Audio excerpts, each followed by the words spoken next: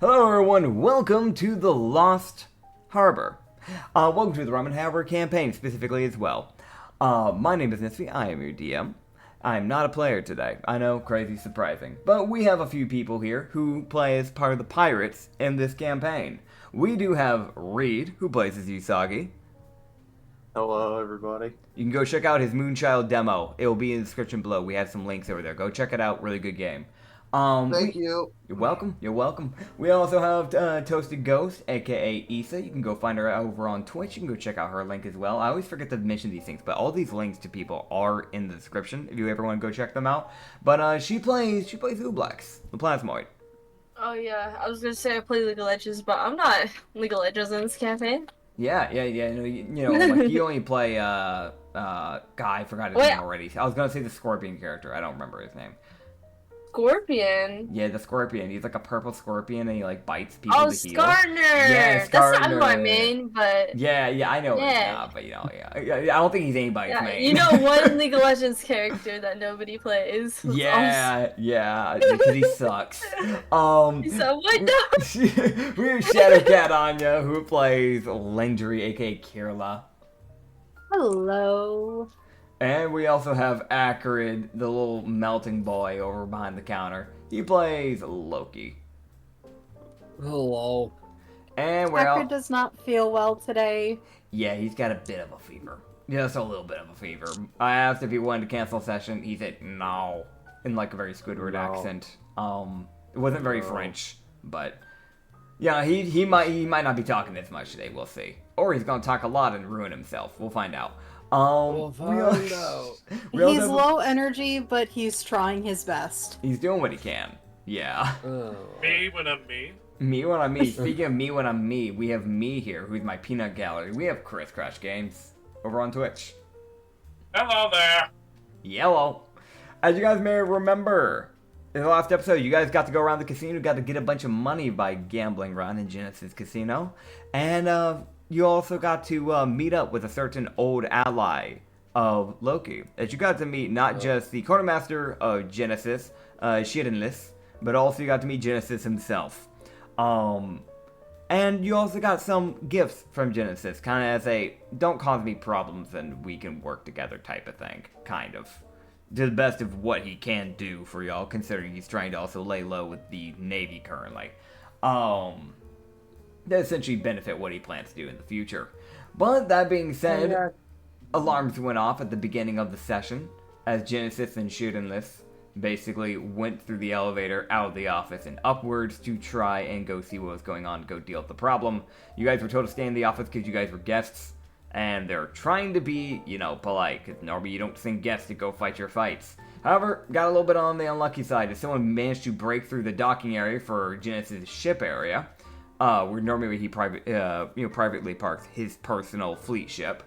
And this another little ship came basically jutting out of the area. It's supposed to come in slow. Normally there's supposed to be an elevator. Nah, they just went full send. And you heard it crash against the ground area where the port essentially is kind of this concrete port that's in this office area.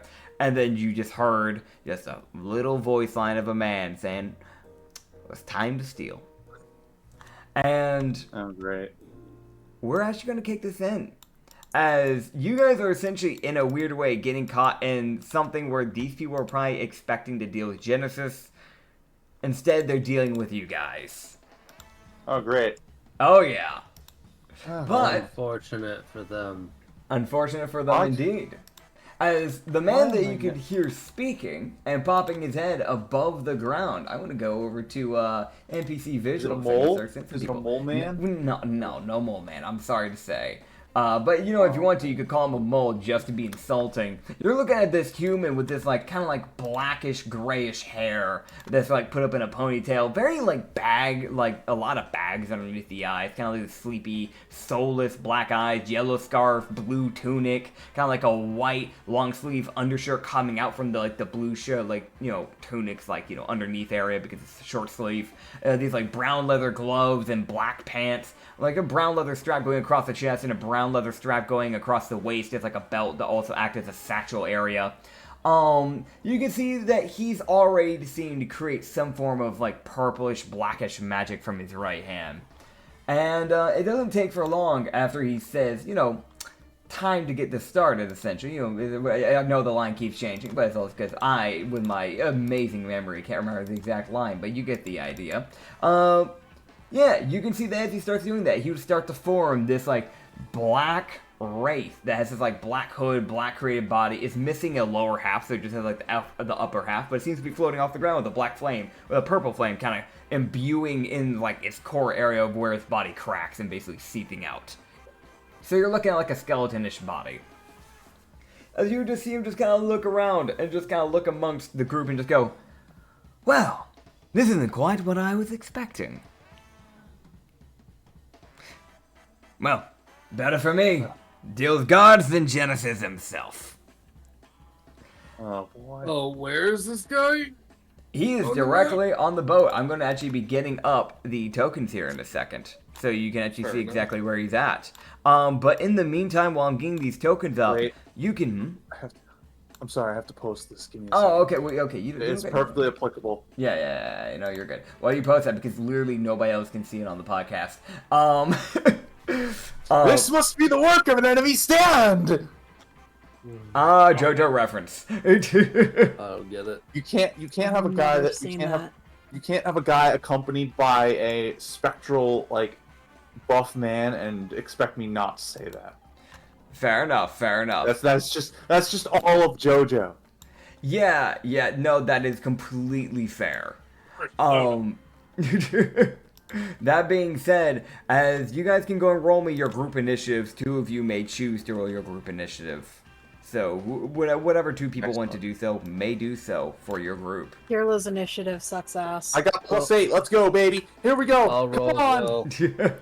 Alright, so you got Loki and Yusaki doing it for you guys. Oh, you piece of ass! I get 2 nat 20s yesterday from a random NPC, Yep.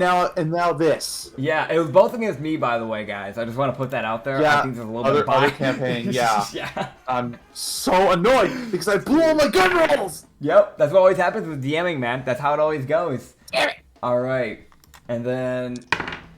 Cool. Acrid, what did you roll? A 4 and a 5. Oh my goodness. Okay, so I guess this guy is going first. As you would see him basically just jump off the boat and just onto the concrete floor area. Not really going too far, as you see the wraith kind of follow behind him, and it immediately will make its way over to Loki, who is the closest to the water and closest to the ship. As I want to mention, this guy doesn't seem to be lifting a finger. He seems to just put his hands in his pockets, just kind of like this like purplish aura kind of just coming off him in the process. As the wraith seems to be doing all the work for this poor man. As my dear sir, I'm going to be rolling it to hit on you. Is that fair? I think that's fair. Okay. Yeah. All right. I'll put you. I know. All right. Let me know. What the heck? Does a dirty 20 hit? Ow. Yeah. Okay, gotcha. Alright, so I need to roll the actual thing. I have to roll it customly, because for some reason, this class doesn't seem to give me the actual option to just directly click off the sheet. So that is 17 bludgeoning damage you would take. As you would see this, like, wraith, essentially, that seems to be connected to this guy, basically just raise up its right hand, bring it up, and just, essentially just drive its, like, palm into your side. Ooh. As it would just kind of strike you into the shoulder area. And you would then see, using a cantrip of sorts, you'd see him finally make his way over to you, Loki. And he just put a hand on you. And I'm gonna roll. Alright, does a 15 hit? No. Okay. As you see he tries to put a hand on you, like this lightning starts to crackle from his left hand. Or sorry, right shit. hand, because he's coming from your left, his right. So he tries to reach out with his right hand with his lightning just kind of jutting off of it. And you just kind of back away, essentially, just kind of moving your shoulder after getting that strike. So you're reeling from that strike from that wraith, but On the bright side, the momentum kind of helped you get away from the shocking grasp. So, Hell yeah. as that will be his turn. Alright. So I have to ask if I can do a certain thing. Mm-hmm. Because I'm wondering if, since they're both, Loki is going to. Okay, this would. He is going to, with his little action, he's going to take some swings. Basically, start spinning the chains around him. Okay. As just essentially these just chains are just flying in front of him. As he's just going to essentially create these like, what looks like just wheels of chains. He's going to try to hit the dude. Okay. He's ignoring the wraith. Okay, cool. So you're As going to try far- to hit the guy directly then. Yes. Okay, go for it. Because he saw the guy create the race. He's like, well, if I kill you, then the race will go away. Fair enough, fair enough. As I will get to roll my... Since I'm dual-wielding the chains, I get to roll twice per attack. Yep. Yay. Alright. That's how dual wielding works in my world. Hell yeah, that's fun. And where the that's a nat 20. Okay. Hell yeah. Nice. We like a good nat 20. 30, 25. Oh my goodness, and an immediate nat 1. Okay. Oh, sweet well, God. so go to roll me your damage with your nat 20. And nat 2. Okay. And then a nat 2. So you got a nat Yep. 20, a nat 2, and a nat 1. A nat 20, a nat 18, Okay. a nat 1, Nice. and a nat 2. Okay. So those first two will definitely hit the nat 18, nat 20. So you can roll those damage die. And then I'll let you know on that final swing of what happens with the nat 1. Yeah. But you can go ahead and explain to me like how you get that nat 20 off.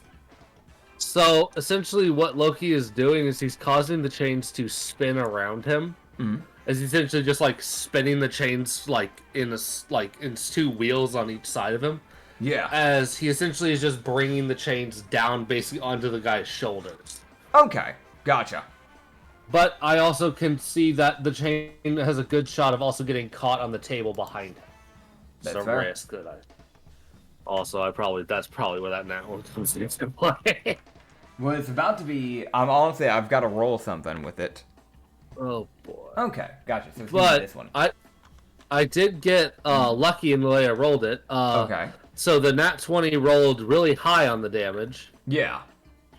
So I got a 9 natural damage, so 18 bludgeoning, and then 6 bludgeoning. Okay. Cool. So in total, so you said what was the total then? Just double checking that I write that 20. down. 24. 24. Okay. 24 bludgeoning. All right. I still have my bonus action, but I do want to know what happens with my weapon. Cool. So you start doing this, like, spinning attack, essentially just creating these wheels and just kind of bringing it down on his shoulder. And those first two start to collide, and then the next two, that next few strikes start coming into play. Because the way I'm imagining is that you're technically getting, like, even though with one hit you're technically probably getting 4 or 5 strikes in with the thing because of the way you're spinning it. Yeah. So it's not like if you got like with just one single strike with it, probably wouldn't do that much. But because you're getting multiple strikes within technically one strike, that's how it's able to do the damage it needs to do. So within like those next few strikes, you would see both of them almost kind of bounce off something, and you see a little smoke trail form, like a white smokish trail, just temporarily and briefly form, and then disappear. And the one in your right hand becomes disarmed as it gets like basically knocked and thrown under the table to your right and his left. I am going to ping it as you see it just goes like skidding across the ground underneath the like one of the pool tables. Well, that's mildly inconvenient. Yep. As he is going to then, he's like, well, I can't go get that, so I guess I just have to deal with the one. So I will unequip my the second one, and he will use his bonus action, and he will force the guy to roll a con save. All right. Oh boy. I think you will actually get that one off because that was a 14 on his con save. That as Loki will basically snap his fingers as a little Yanessa rune forms as he casts boiling blood on the guy. Okay. As it will deal. I'm guessing the DC was above a 14, correct? Yes, it is. Okay. The DC is a 19. This is Understood. it's one of my better DCs. It's one of the higher ones. Gotcha. That is 18 fire damage. All right. You would see that like any of this damage that you seem to be doing to him doesn't seem to be harming him, but it does seem like as if it's almost bouncing off of him and going into the wraith. Because you can see where like the damage seems to almost be like crackling into its like bone. Alright, yeah, Loki's sitting there like, oh, god damn it, you're fucking immune till the Wraith dies. God damn, okay. Yep. Oh, boy. Yeah, there you go. Alright. Who's popping in? Me. Alright, what you got, Usagi? Okay. Can I hide like under the table? Can I hide like under the table and would that qualify as cover? I'd say that can count as cover, yes. Good. Like, just here. Okay. Yeah. Good. Do I have to roll for stealth? I assume he saw me. Yeah, I'd say you probably need to hide, like roll stealth check for that. Alright, here we go. Come on, baby. D&D Beyond. Do your job. That's a 13. Okay, gotcha. I will go and let you know this. It doesn't look like he's noticing you. That's the best I can really tell you for that. Is that it doesn't look like he's noticing you. Well, with what I'm about to do, that's not going to matter very much. Here we go. Okay. Boiling blood! Okay. So with boiling okay. blood, are you doing By the opening- actual chuck or are you doing the con save version? It doesn't... So if you, it normally says when you look on it, normally says your plus to hit, right? Yeah. So if you click on Yeah. the actual, on like the name of it, it'll bring up the con save version too. So you can choose between the safer version of always guaranteed some damage with the con or guarantee way more damage with the to hit if it actually hits. Let's make the hit. Okay. Haha! Dirty 20! Dirty 20, that's going to hit, buddy. So go ahead and roll your damage. So I just duck under the table and just flick a ball of blood at his leg. That's fair. It probably most likely is going to be hitting like his ankle because of how, like how low you are, but yeah. Close enough. Anyway, so that's 64 plus 2, isn't it? Or, assuming I'm reading this correctly. I mean, it should have a little box. You can just click on it and just go from there, but I think it said 64. Yeah, that's what it says. Okay. Here we go. Boiling blood scales the D4s. Yep. Okay. There we go. One of the biggest and strongest things about it. 17 damage. 17, okay. I will put that down. Okay, cool. 17 damage. That's not my entire turn. Boiling blood is a bonus action. Yes, sir, that is correct. So, give me a second here. The one marshal and the 3 ranged people.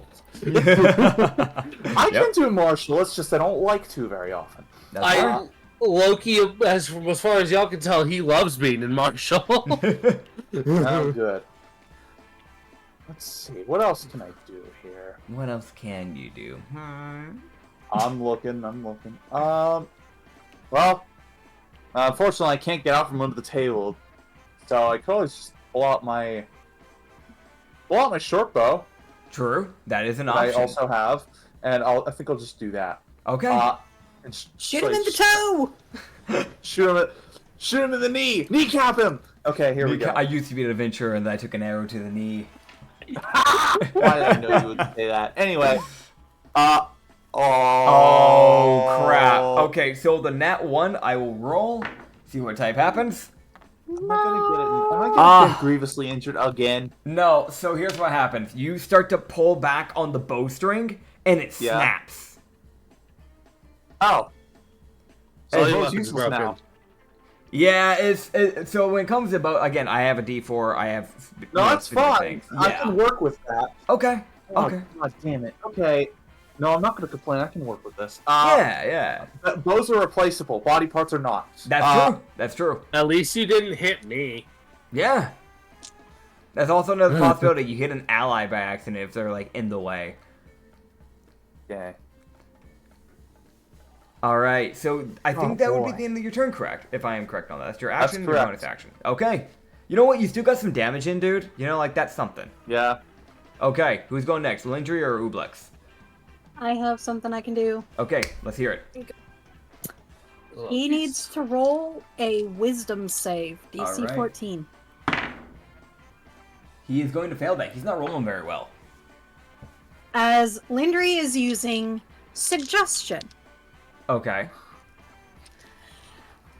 And her suggestion upon his failure is dismiss the wraith.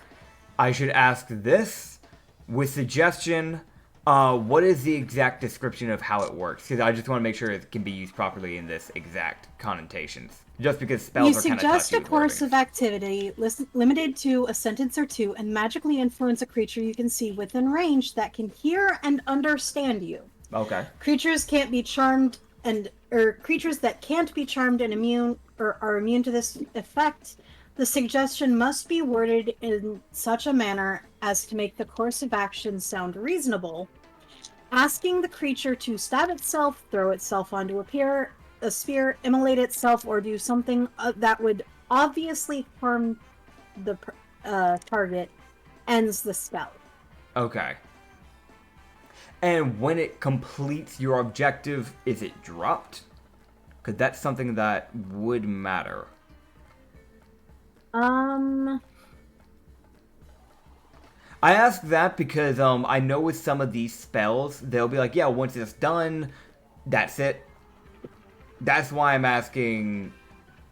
Because otherwise I The would suggested course of assume- action can continue for the entire duration. So for the next 8 hours. Okay, that's what I need to know. Alright, good. If the suggested course of action can continue for the entire duration. So if he just does it, it could also justify that he's like, I did it. Yeah. So to specify, she would say dismiss the wraith for the duration of this fight. Okay. And is he able... Because it seems unfair. Yeah.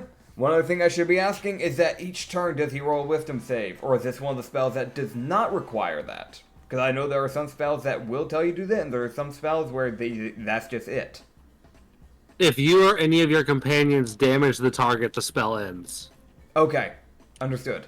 So the second he is attacked, he can resummon the wraith on his turn. Gotcha. That's what I need to know. This is the information I need as a DM. Alright, cool. Yeah, that's But why. the thing to it still is, he doesn't have the wraith up so we can do direct damage. Yep. Yeah. Okay, that's what I need to know. Alright, yeah, so you do your suggestion. And he does have to complete it, so he will desummon the Wraith. I'll just move it over into a corner for now in case, I get to bring it back. I don't want to have to re-bring back the whole token, so, I look at the little guy in the corner. He's just doing his own little things. He just sits there. You see him just kind of swirl And his then- hands as he just kind of like against his will does that. How far away is Loki's chain weapon? I can measure it because that is 25 feet. It's 25 feet away Loki from can't him. go get it because he's within melee range. Yep.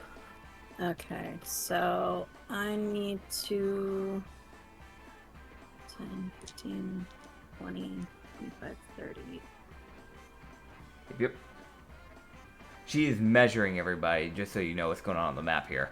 Okay, I can actually reach that then. Alright. Yeah, so you see as Lynch, who just like after casting the suggestion, just starts walking across, or like around the round table that she was at. And then making her way over to the pool table. And I'm guessing you're just going to grab the chains? Yep. Okay. So Grab the weapons. And for the moment, I'm gonna... it's one of my chains because I was only disarmed with one of them, so I still have my left chain. Yep. You have your left chain. And then I can actually move another 5 feet back. Yep. And can I throw that far? You could bonus action try to use an athletics check to try and throw the chain over to Loki if you want. I'm going to try that. Okay. Yeah, the reason why I'm actually making you have to roll for this, even though it's only like 20 feet away, is because chains are kind of heavy, and it's made completely out of gold. And on top of that, I don't imagine a sorceress has a lot of strength, naturally. He has 17 strength. Okay. Still, I would say with this one, that is justified by the it. fact that she would help out on the farm. Yeah. It still makes sense to throw it because it is a chain. Yeah, it's still going to be heavy, because these are not small chains. These are bulky. So, 12. No, not even 12. That's a 6. That's a 9. So it's a dirty 9? Mm-hmm. Okay, so the dirty 9, you'll manage to chuck it like 5 feet, and then it would just kind of slide basically another 5, basically to the left of I can get it if it's the there. guy. Yeah, you just kind of got to make your way around like the stool that's kind of in your way. Look, You he just sees need it. to get it closer. Yeah, Look, he yeah. sees the chain. He's just like, "Ooh, Yeah. I left it." Yep. Yay! Ooblex, it is your turn. All right. Eldritch blast of God. Eldritch blast. I knew it. I knew it. Eldritch blast.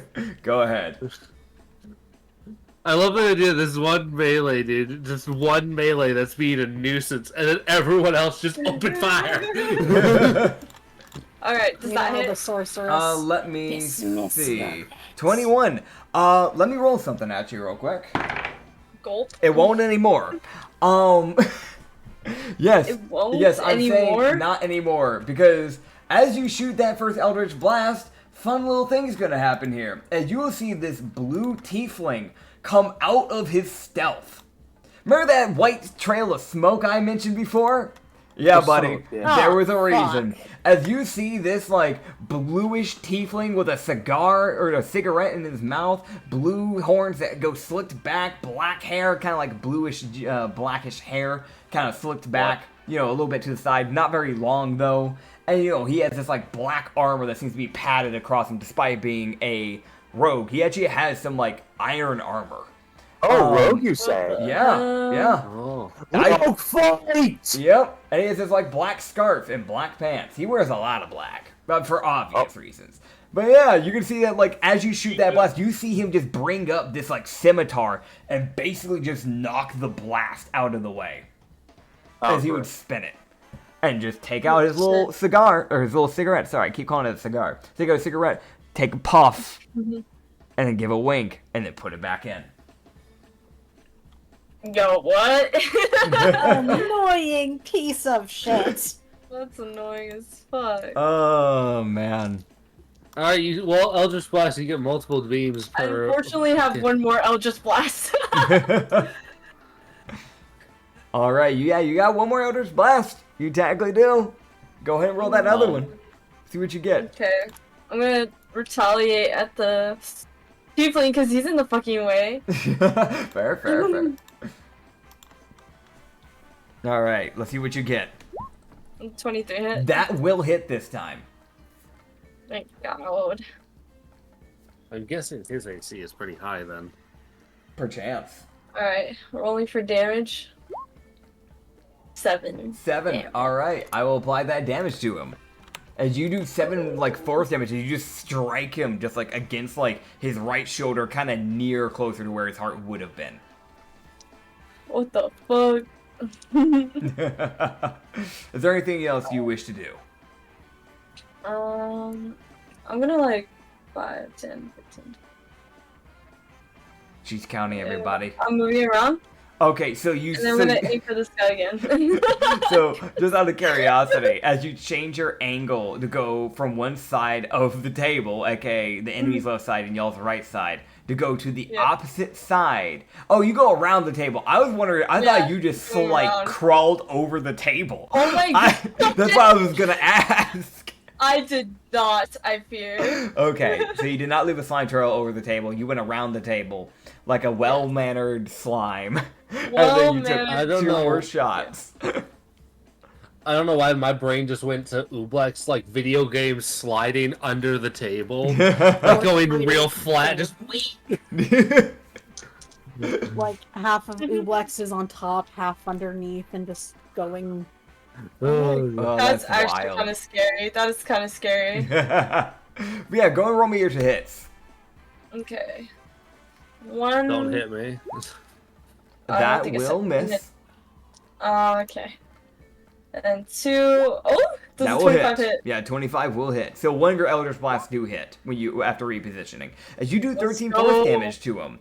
As you just kind of get another strike on him. Alright. Cool. Cool. So that should be everybody's turn, as it will now kick back into their turn. And you would see as the, you know what? This would be funny. So he's gonna do it. You see the, like, guy that had been using the Wraith. You would see him essentially lean down and grab the chain. Oh fuck! Yep. And he would just go, "This yours? Let's have some fun." And you'd see him swing it over his head like as if he was wielding a great sword. And then just do one big swing towards Loki. I'm sorry. Holy shit. I Alright. was trying to be helpful. Nah, you're doing fine. Does an 18 hit? Uh-huh. Okay, so do me a favor, because I don't have it on the inventory I'll right roll now. my Do you want to own. roll me the damage? Thank you. What is his plus to damage? Plus to strength. Funny enough, the way he's wielding it, it seems almost like as if he's turning it into a dexterity weapon. As he makes Okay, it, so what as would he be gets the a plus? plus 3. Okay, so his natural is a plus 3? Got Yep. it. Alright, cool. So I literally just have to roll the flat damage. And he and my digital dice rolled max. Cool. Okay, so how much damage are you taking, buddy? 12 bludgeoning. Alright, as you take 12 bludgeoning, and, you would see him just go, "Well, this is an interesting turn of events, isn't it?" And you'd see him basically bring his hand up, his free hand up, which is his left hand, and point it palm face towards your face, as you would see a poisonous green smoke come out of his hand. Roll me a con poison save. spray. Yep. What the flip? Alright, Loki, let me... R/1d20.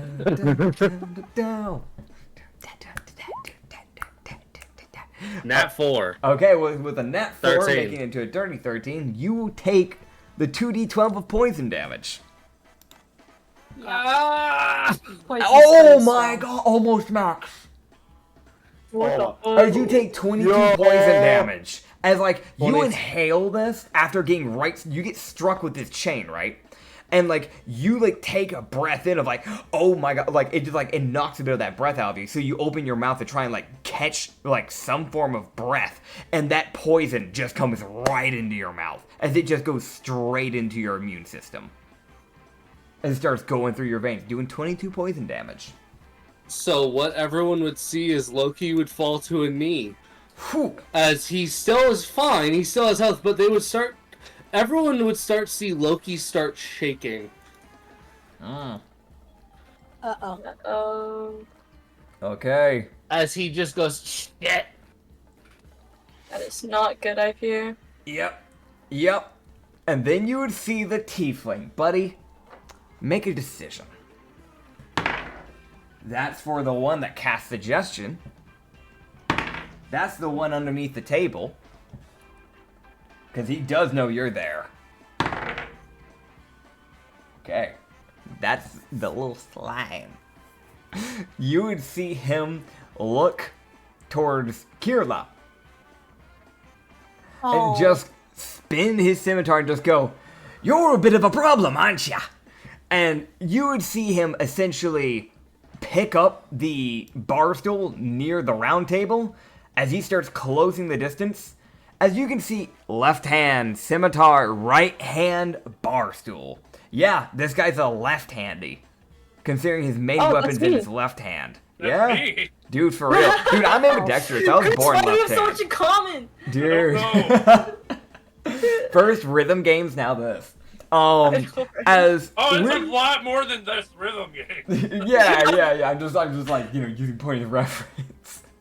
As he is going to swing. And that one is, hold up, I'm gonna fix something real quick because it's done a stupid thing that I've realized that it's done. I'm just gonna fix this. Boink. There we go. D&D did a funky thing with one of his hits, so I fixed that. I just realized. Okay. So you would see with the scimitar, I'm pretty sure this one will hit, does a 27 hit. Yes. He rolled insanely high, just so you know. It's not like he has a height to hit, that was just insanely high.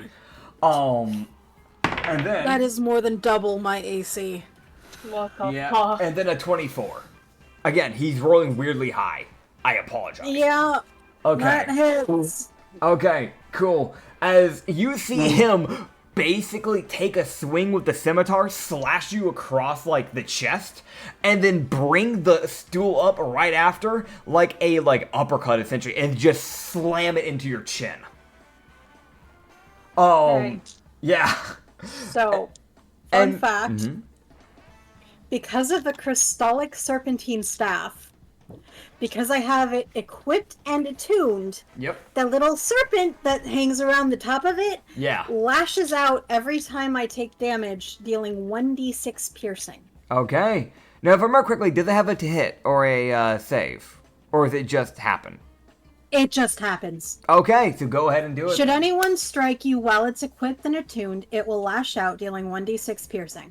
Okay, cool. So you can roll that 1d6 piercing, and in the process, also roll me a con save.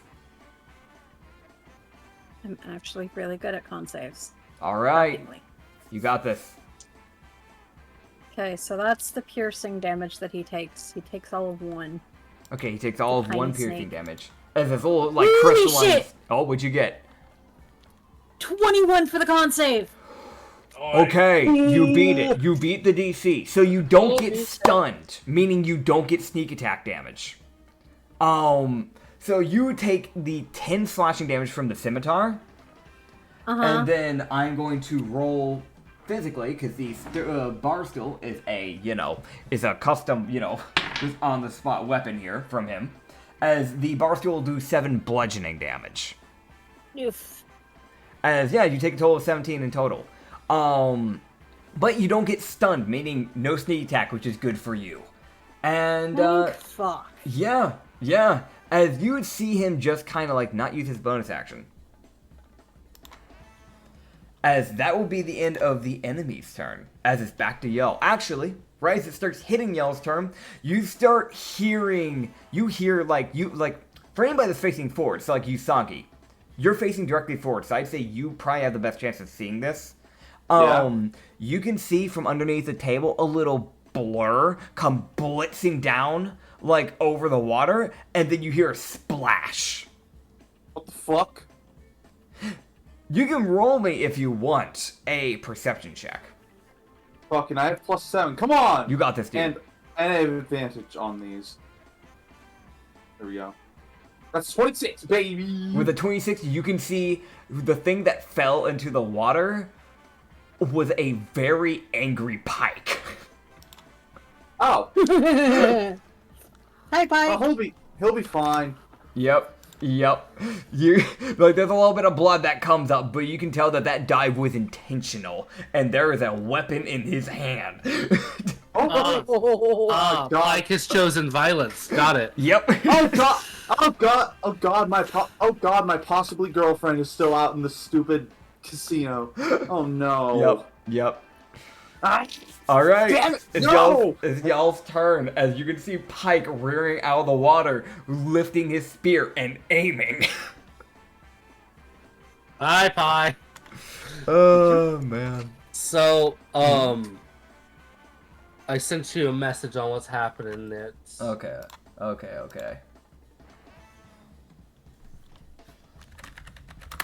Okay, cool. So, do you want me to do the deets for you? So I have an image. Mm-hmm. That is what is happening. So, what everyone would see what Usagi and Ublex would definitely see, because they're looking towards them, they would see Loki's lower half start to meld together as black scales start going down his skin. And his hair melts into snakes. Oh. As his ears fold back and as he starts getting bigger. Like, much bigger than what he normally was. What the fuck? Oh no. Is this what I think it is? Yep. Transforming, motherfucker! So, fun little fact, he's not a kitsune. He never was. Oh, God, Surprise, surprise! Demigorgon! Yep. Oh god. Is that what he really look like? Yep, that's it. Yeah. So the thing y'all would be seeing is the snakes that would be towards the front of his head start seething down in front of his eyes. Oh god, you look like an emo teenager. Damn. I also want to make sure I got that down. Emo! I'm sorry, it's the black sweatshirt! Wow. So half of my stuff is black. Are you saying I'm just emo? I'm sorry. 90% of my wardrobe is black. I'm sorry, I'm sorry, I've ruined the moment. Please carry on. Sir. Dick. Oh. Acrid's favorite hoodie is a black sweatshirt.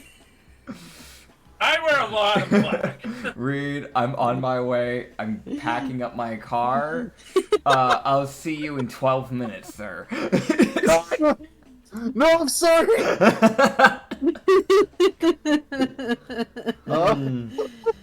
Oh god, no, that's funny though. Anyway.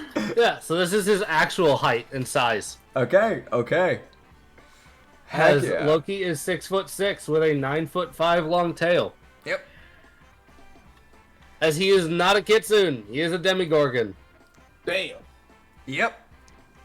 Now you've messed up. And what the guy would see is Loki lets out a seething breath as people would see that he kind of flicks his hand so the chain wraps around his left hand. Mm-hmm.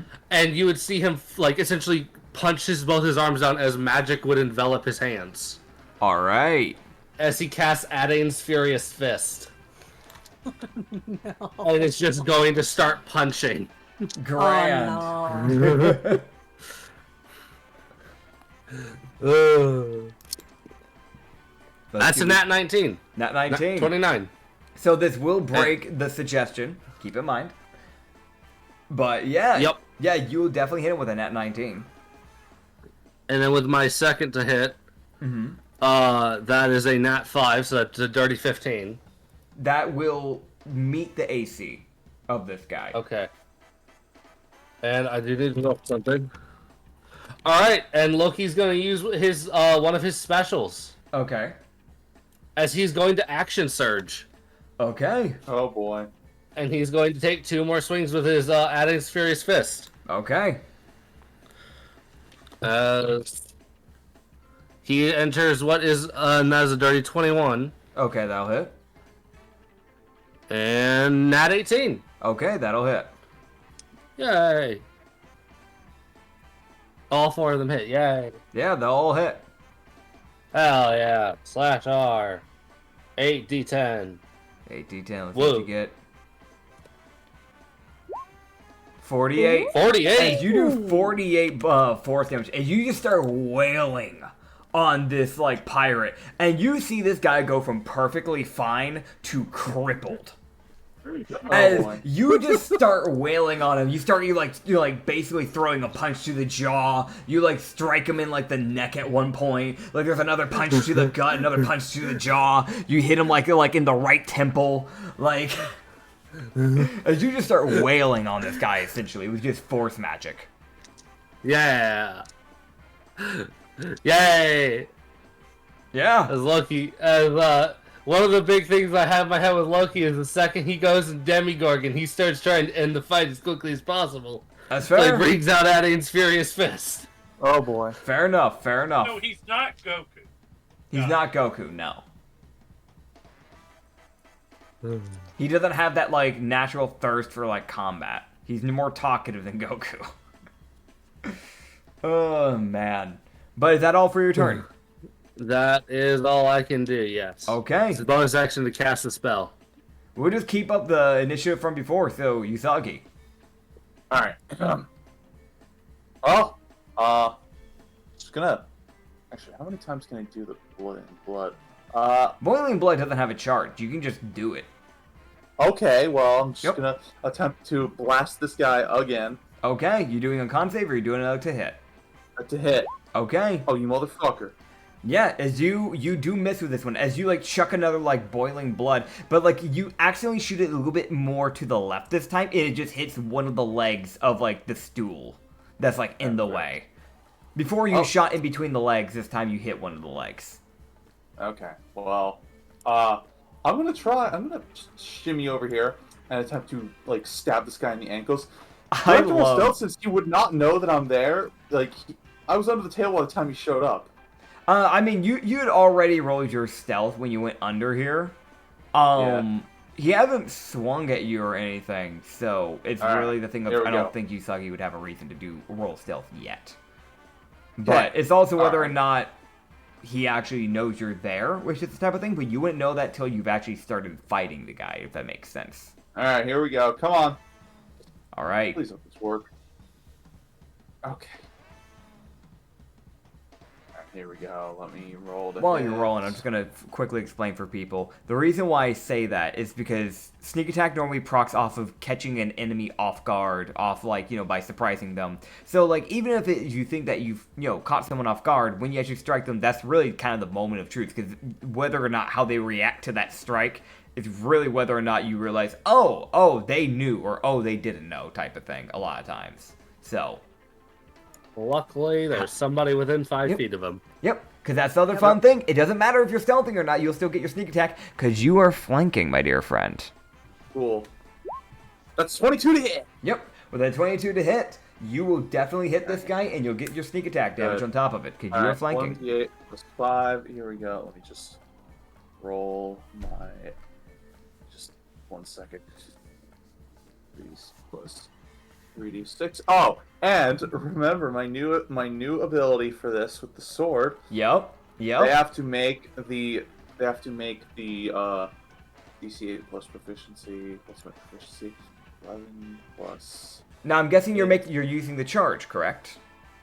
Yes. Okay, cool. It's a wisdom save, right? So they don't become charmed? Actually it's charisma. Charisma. Okay, cool. Da-da-da. Charisma gets the DC of 8 plus. That's 14. Ooh, he does not beat it. Oh! So now he will charmed. he will not be able to attack you. Good, which means I can shank him until he's. Yep, until he either beats the DC or until that duration wears off. But how long is the duration? Did we write it down? I don't think you told me. Okay.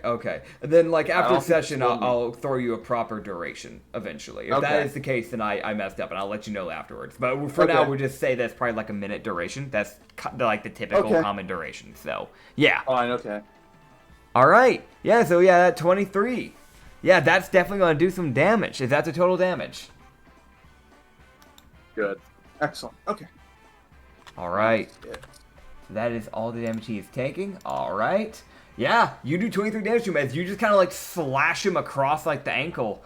And you would see he begins to turn around to begin to swing. You can see that moment of just he can't seem to bring his body to do it, even though it is obvious he was going to. Yep.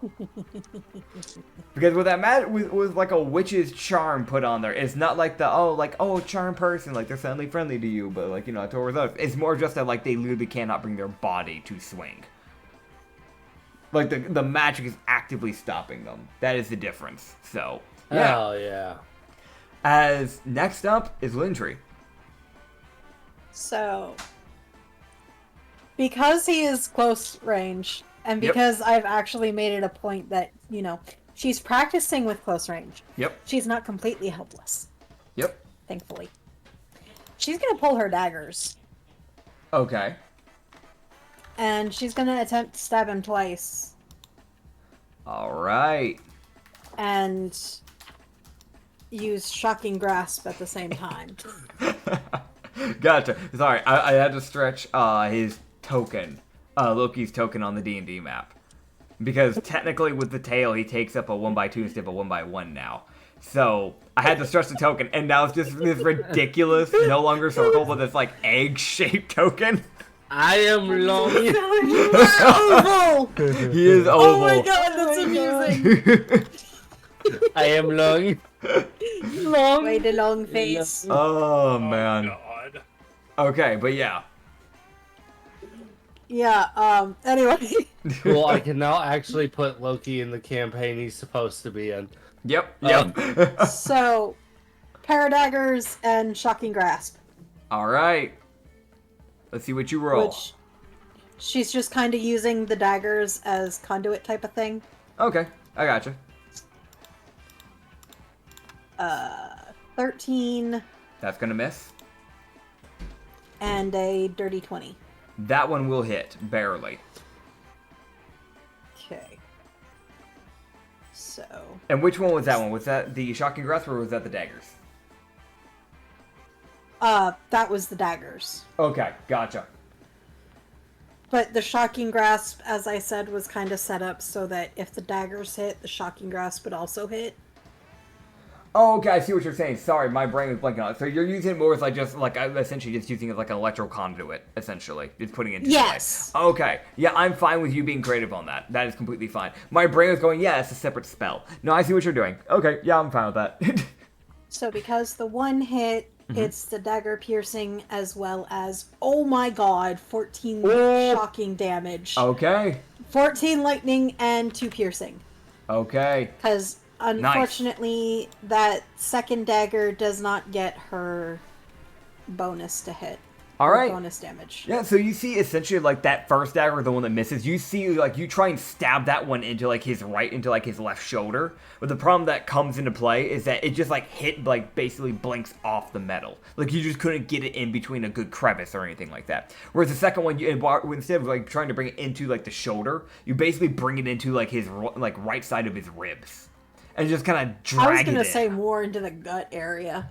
Yeah, well, he has a lot of, like, metal around that area. That's why I'm saying more towards, like, the rib area, because he has less around there. Oh, yeah. Yeah. It just kind of slip between. Yep. Yeah, basically, yeah. you're just aiming for the slits in between the actual armor, because trust me, a normal dagger's not breaking through a normal piece of armor like that. That's where you need things like flails and maces and the more natural armor-breaking weaponry. So, yeah. Pain. Yep. It actually pays to know your medieval weaponry, which I actually don't know as much as I wish I did, but that much I do know. So, yeah. She did her best. Yep. Also, And- I updated. Yeah. I also updated Loki, so now people can see his fucking health bar compared to everybody else's. Yep. He's got a lot of health. I and cannot see. he is 76, whereas everybody else is like 45, 33, you know, that sort of thing. I don't. Okay, I know why it's done that. Hold on. It's doing that thing where it's like, oh, but what if nobody gets to see it? And I'm like, I don't know. Go screw yourself. Why are you a jerk? Okay, can you guys see it now? Can you see his health now? Can you? Yes. Okay. Awesome. Ublex, your turn. Okay. What are you doing? I think we all know what I'm doing.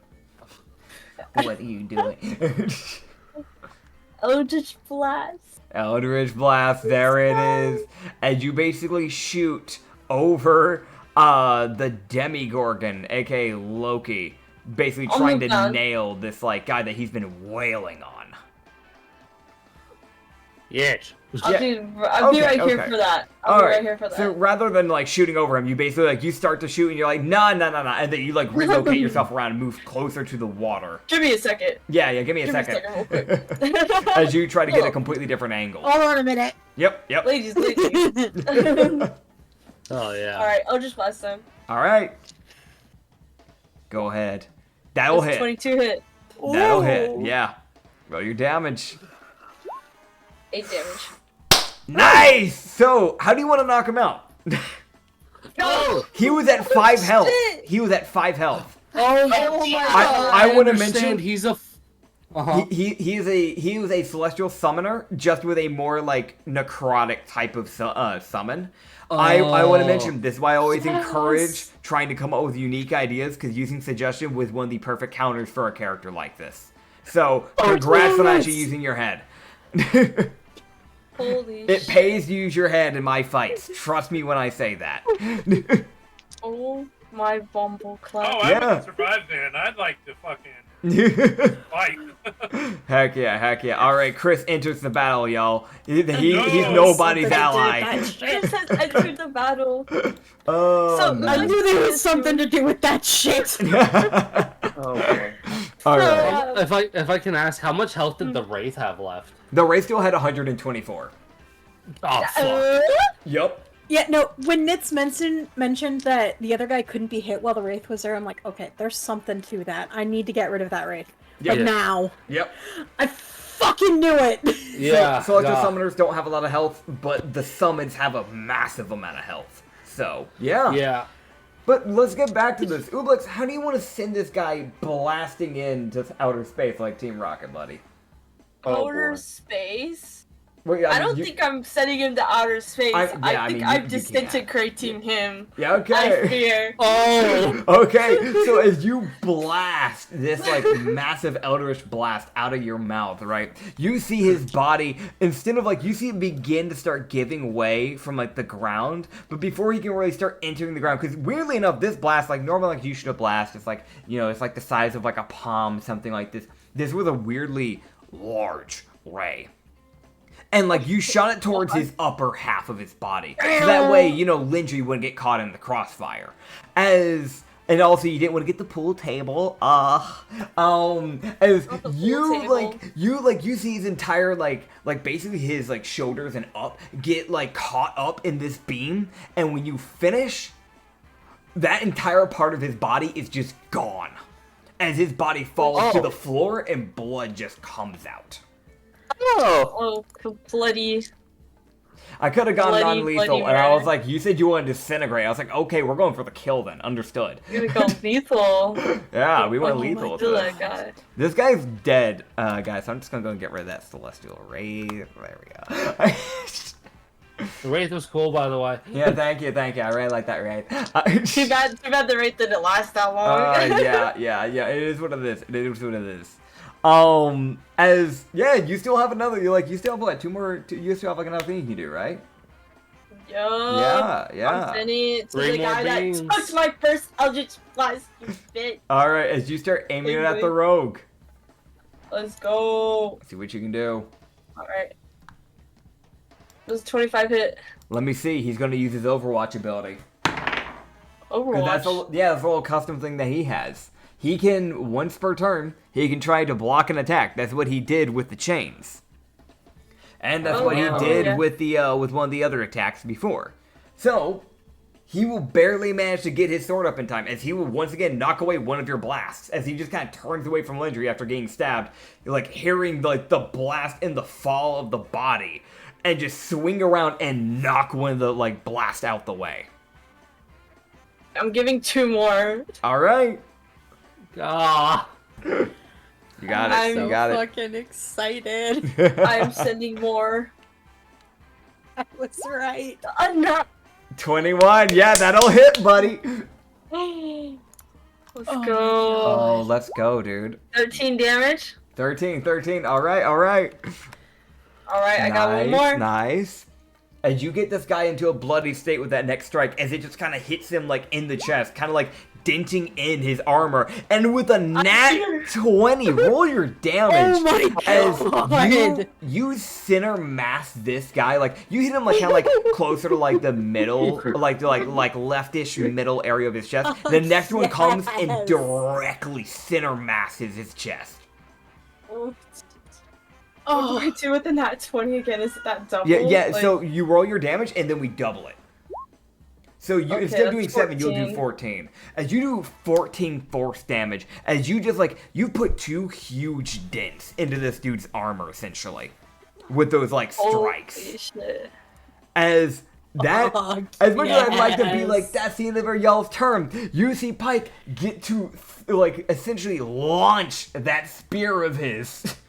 Oh, You see, like, while all you guys were attacking, you could have heard him just very lightly saying something in Abyssal.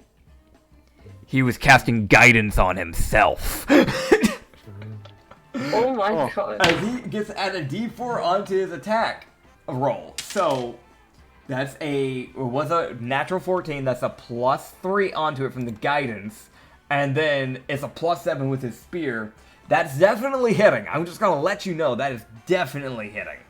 As you see this spear go whistling, like, across the, like, room, and essentially just hit this guy, doing, it's not high because it's just a normal spear, but that's 9 piercing damage, as it just, like, basically drives into, like, this dude's, like, because he's already facing Ublex after those strikes, so it essentially drives into, like, his right side, just breaking through the armor in the process. oh. As it just Oh my drives God. through. And I am going to remove that bit of health off of him, and you would see as it is now the enemy's turn. Now I want to mention something real quick. I'm just going to ping over on the leftish side is where that boat is, where their boat was at. You can see, like, you can see the rogue just go, "Where are you at? You're taking your time!" And you can see one guy let out a yawn. As you can see, this kind of like dark-skinned human with these like black braids. I'm actually going to grab the proper image for you guys here. You can see that he starts to kind of like stand up. You can see this dude's probably been asleep this entire time. Like, he has been sleeping this entire time, not really giving a care in the world. Yes, this was planned. He was supposed to come in on the 3rd round, and it's the 3rd round, baby. As you see this guy that's kind of like very dark skin, black braids, red bandana over that thing. He has this like yellow makeup that kind of like goes over his eyes, kind of like dripping down like tears or like a sun, kind of like a mixture of the two. And then a yellow sun symbol in the middle of his forehead, yellowish eyes that kind of glow. And this like black like robe with no like shirt underneath it. So it's like the chest is essentially like being shown off, but he essentially has it covering his like, you know, like the very edges of his body. And like, you know, like the sleeves. But he has it like kind of like tucked up. You can see where he has this like red like cloth kind of being tied across his waist like a belt essentially, and then black pants that are kind of baggy. And you have you see that he has this, like these like 3 golden necklaces and these 2 golden you know, like chokers essentially. As you would see him just kind of like start to pull his sword, and then just kind of like essentially just kind of spin it, kind of getting a good grip on it in the process, and just kind of letting out a yawn and just go, "Oh, it's not done. All right, time for me to hop in." And you would see him bend down and jump as he clears the distance, landing near the pool table and Lendry. Fuck! As now you get a deal with the one other enemy that I hadn't got to bring in the way. And as you see him starting to make that jump midair, you hear a boom from above. Of course. As it sounds like some type of explosion went off. And it also sounds like there is like claws being dragged down the glass of the elevator. You'll figure out what that is later. Usagi's girlfriend. Dude, can you imagine? I swear to God, if anything happens to her, I'm not gonna be happy. Alright. Okay. Alright, buddies. Meanwhile, Pirla's sitting there going, "Why me? Dude, I'm honestly. the sorceress!" Listen, as soon as I finish shanking this guy to death, I'll be dealing with you. Fair enough, fair enough. Okay. As you'd see this guy just go, "Alright, time to knock you out, pretty girl." And you see him just start to bring that scimitar and that stool into that same similar formation. As that is a 24 to hit with the scimitar. Fuck. And that is a natural 15 plus 6, so a dirty 21 with the bar stool. Ouch. Okay, those are All both right. going to hit. And because he is technically getting a flank, this is a sneak attack. No! Yeah. Not so. Okay. I have a plan. All right. Plan. I know, as much as I'd love to be like, alright, he turns to Usagi, this just makes sense for the guy who is already fighting someone and already is kind of like engaging and done more damage to this person to keep wailing on the same person. Yeah. It makes sense at the end of the day. I can't pull punches for you guys, not anymore. Okay. So, I know. as he will do 11 slashing damage from the scimitar, he will do 4 bludgeoning damage with the stool. And with the sneak attack, he does an additional 18 sneak attack damage. I'm unconscious. Understood. I was going to make you roll a con I'm save to not be stunned, but that does not seem to be the case I'm anymore. 5 in the negative. Alright, as you guys would see this, like, 2 swings happen from the, like, rogue, from this, like, tiefling, and you'd see Lindry basically fall back. Not hitting your head on the pool table, but coming damn close to it. Someone needs to heal. Yeah, well, luckily your healer's down here. Oh, good. Yep. Get over here, please. As you would see the swordsman kind of like look in between the group, and he's gonna make a decision. That's for the marshal. That's for the rabbit underneath the table. And that's for the slime. As he looks towards the other injured one, the Demigorgon, and just goes, well, if you're gonna be wielding magic, I might as well, shall we? And he will start to make his blitz over to you. As he would actually, on his way of running up to you, the Demigorgon Loki, you would see him run up to the stool that's beside you and basically push off that and leap into the air. As he's going to do his strikes as he's making his way over you. As you see this fire begin to form around his longsword. And that is going to be a 25 to hit. That will hit. Okay. As he would do this, and I will mention, he actually double hands his swords, meaning he does a D10 instead of a D8 with his long sword. So he will be doing 11 slashing, and then he's going to be doing an additional 7 fire damage. And you see him, like, as he's beginning to make his way to his landing position on the other side of you, you see him begin to bring his leg back, like, basically curl it backwards, and spin.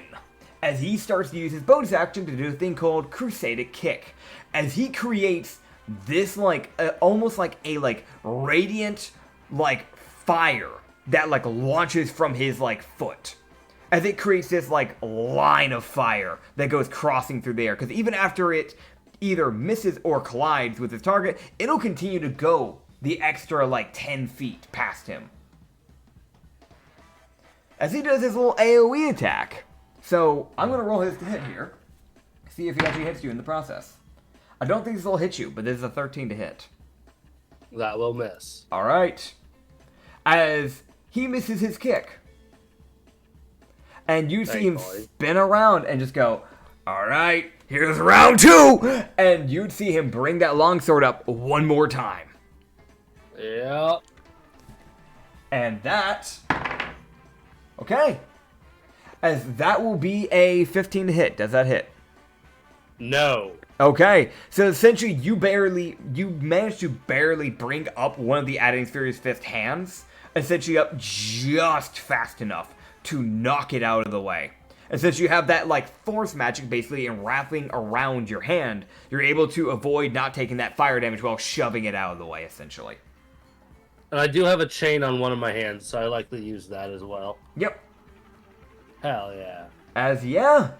That is the enemy's turn. And as it starts to reel down in your turn, you guys hear a certain well-known voice, as you can hear coming down the elevator. Well, who needs some dynamite, baby? As you can hear Tito God damn. making her way down the elevator. As you see just like a clash and a puff of smoke come out. As you see her walk out from the elevator area, and beside her is an unknown gnoll that you guys have never seen before in your life. As you see that this gnoll is probably someone who has been dragging their claws down the elevator so they could get down safely after someone set off a certain little explosion.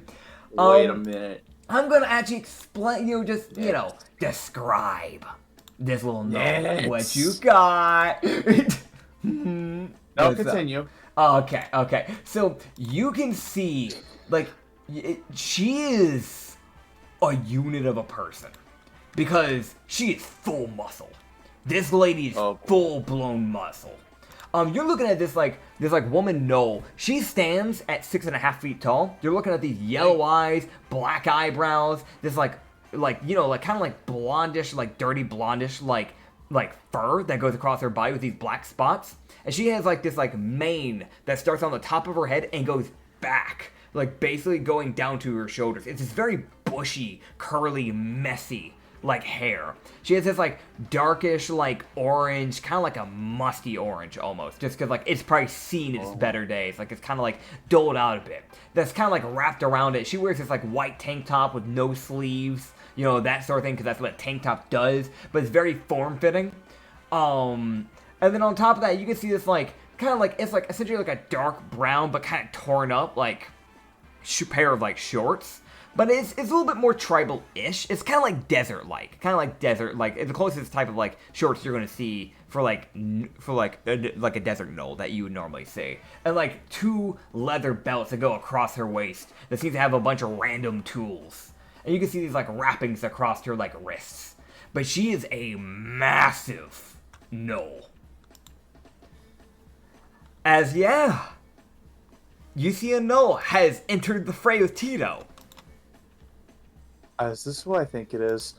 Possibly. Oh God! As you can hear the first word that this knoll says, as she begins to pull a cleaver off her hip, she would just go, "Don't you dare hurt him! That's my little rabbit!" I didn't hear that last word. What? That's my little rabbit. Yep. I fucking knew it! My stalker has finally arrived. Yup. She's entered the fray. Uh-huh. Yeah. Has come up before, but she's never actually appeared. Yep. Oh my The only God, thing you your knew stalk was is that a she was a furry? knoll. Yep. Oh, I was waiting for this. As it's now y'all's turn. Oh God, I'm fearing for Alice's safety. She will make her way. Oh boy. Oh man, but yes, Loki, you went first last time, so let's just keep that same train going. What you doing, buddy? So Loki would use his second wind to get some damn health back, cause he's fucking dying over here. That's fair. That's fair. He's gonna throw 2 punches. Okay.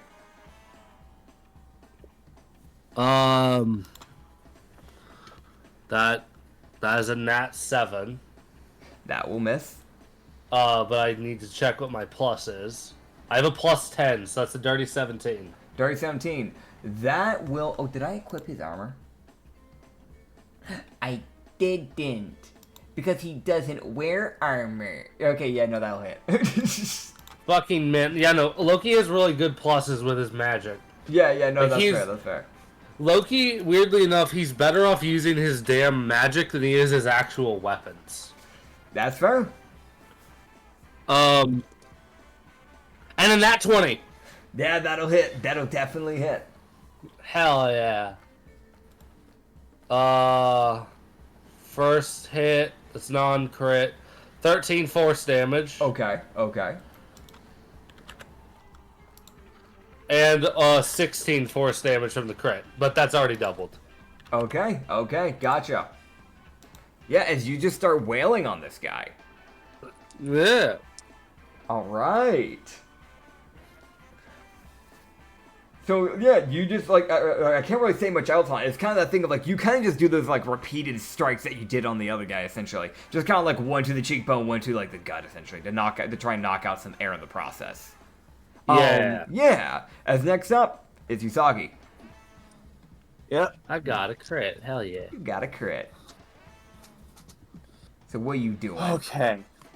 Alright, well, is Lindry not up yet? I assume not. Lindry is not up yet. Nobody's gotten to heal her in time. I will mention that I Pike would have am gotten to in move a death little bit saves. in like the last turn. Yeah. I assume. Hey, Ublex, can you deal with that on your turn? There I is- have things. You can also ask Pike if you want. The healer is here. Just gonna Hey. put that out there. Yeah. I do not know how to heal, I fear. Pike, could you help? Pike, could you help her? Pike, could you help her? I have some ankles to stab. You'd see him just give you this like silent nod.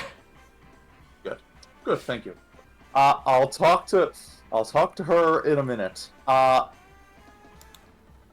right. Okay.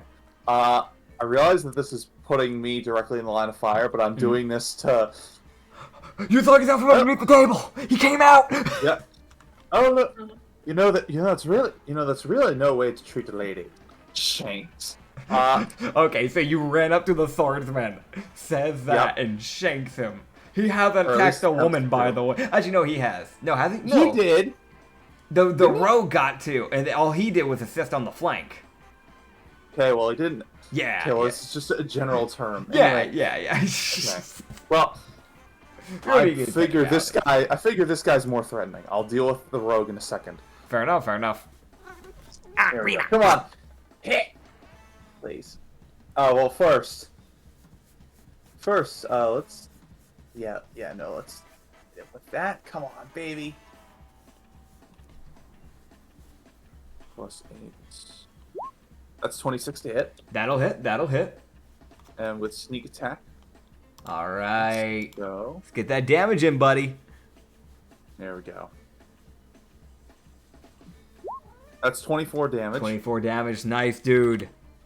And let's just do boiling blood for good measure. Okay. Okay. There we go. Let's get that to hit. Let's get that to hit. That's The 12 will miss. As you just kind of like, essentially just, once again, you just shank this guy. You just kind of like poke out from underneath the table, like come out from like behind the still, kind of catching him off guard in the process. Yeah. Oh boy. As you just see a little bit of blood come out from his mouth. There we go. Oh boy. All right. Next up is Lindry, roll me a death save. Go ahead and Don't do. say it out loud. Yep. Just type me in DMs of what's going on with that. Pike is on his way. Don't worry. Ublex, what is your turn? Am I supposed to think burning? I'm gonna kill them all! What are you doing? Ublex, One you second. just Run away. pinched yourself. One second. You run. Okay, so I'm kidding. so you dive into the water. I dive. I can swim in the water. Yes. No. I'm actually. Dude, I don't know why. I just really like the idea of Ublex just yelling "pool party" in the middle of like a death fight, and just running in, like it's just. I'm back. Okay. So what's your plan here, Ublex?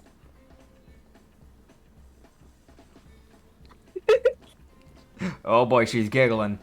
She's giggling. She's Oh, planning God. something. That ain't nothing new. Yep. I'm going to actually summon my little tentacle right here.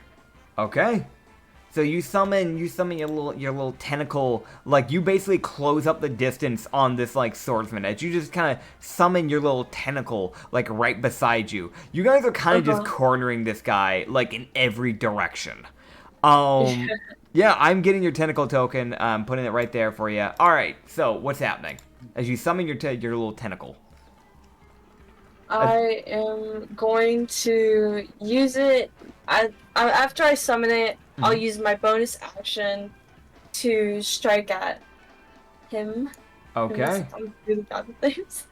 Yeah, no, you're good. You're good. Yeah. So what are you doing? So you're just using the tentacle. Essentially, you're just kind of telling it to strike towards the swordsman. You're all good, man. Yes. Yeah. So the tentacle just kind of like raises like its like body upwards in this like slimy motion as it just kind of like tries to bring itself directly downwards on top of this guy. So go ahead and roll me your to hit. Okay. I'm reading what it says. 1d8 damage, reduces 10.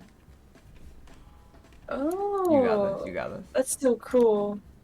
Yeah. What should I roll for a time? Oh. It I'm should dumb. tell you. Yeah, there you I'm are. dumb. There you are. I'm dumb. It's an 18. That will barely hit. Oh, let's fucking go. And here's the damage. Okay. 8 damage, and his speed is reduced by 10. Understood. Thank you for letting me know. Mm. All right. Is there I anything guess else you that wish to my do? turn. Okay. That is everything I could have done. So, getting on to NPCs, you would see his Pike would walk up. Like, and again, he makes his way out of the water, essentially, and getting his way, like, right beside the rogue, and, like, in between the rogue and Lindry, essentially. As he would look to Lindry, and with his bonus action, look at her, and go, get up. As you're getting healing word, that's his way of getting you up. And she did max healing. You get 8 health back. Woohoo! So next turn you'll be able to, start doing, you'll start being able to do your stuff again.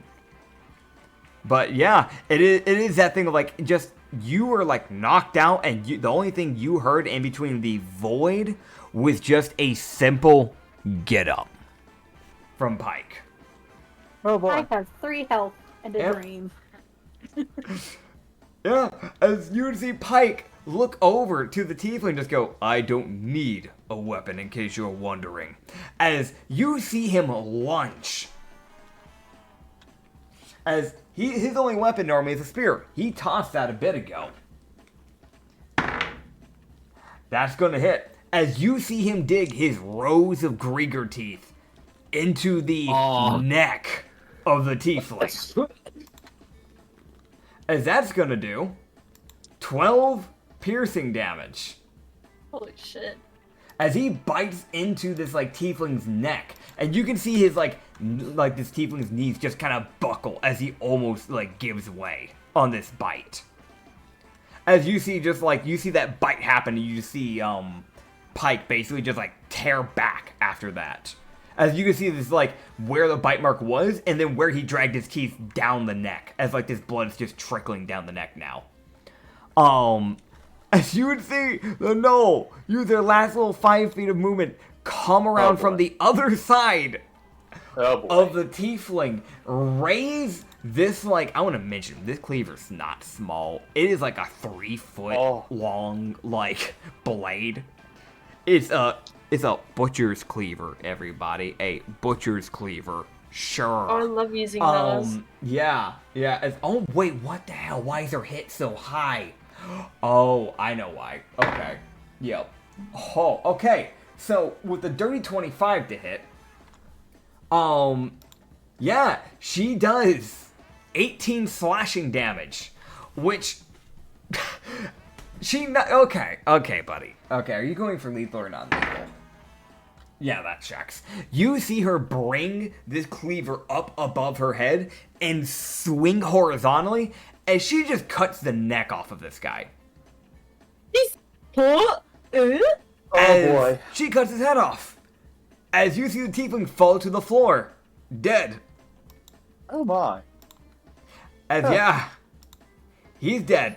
She finally actually shows up, and this is the first impression she makes. Yep. Impressive.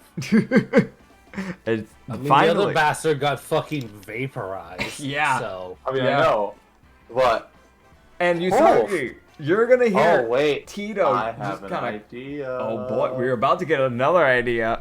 As you hear Tito yell out to you, "Duck, rabbit boy," and you hear her cock the gun and then fire. Oh god. I duck. Good. That's probably for the best.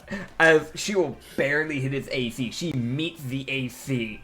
As her rifle, as this like bullet, this like round, this like rifle round. She has a hunting rifle, by the way. That's what she uses.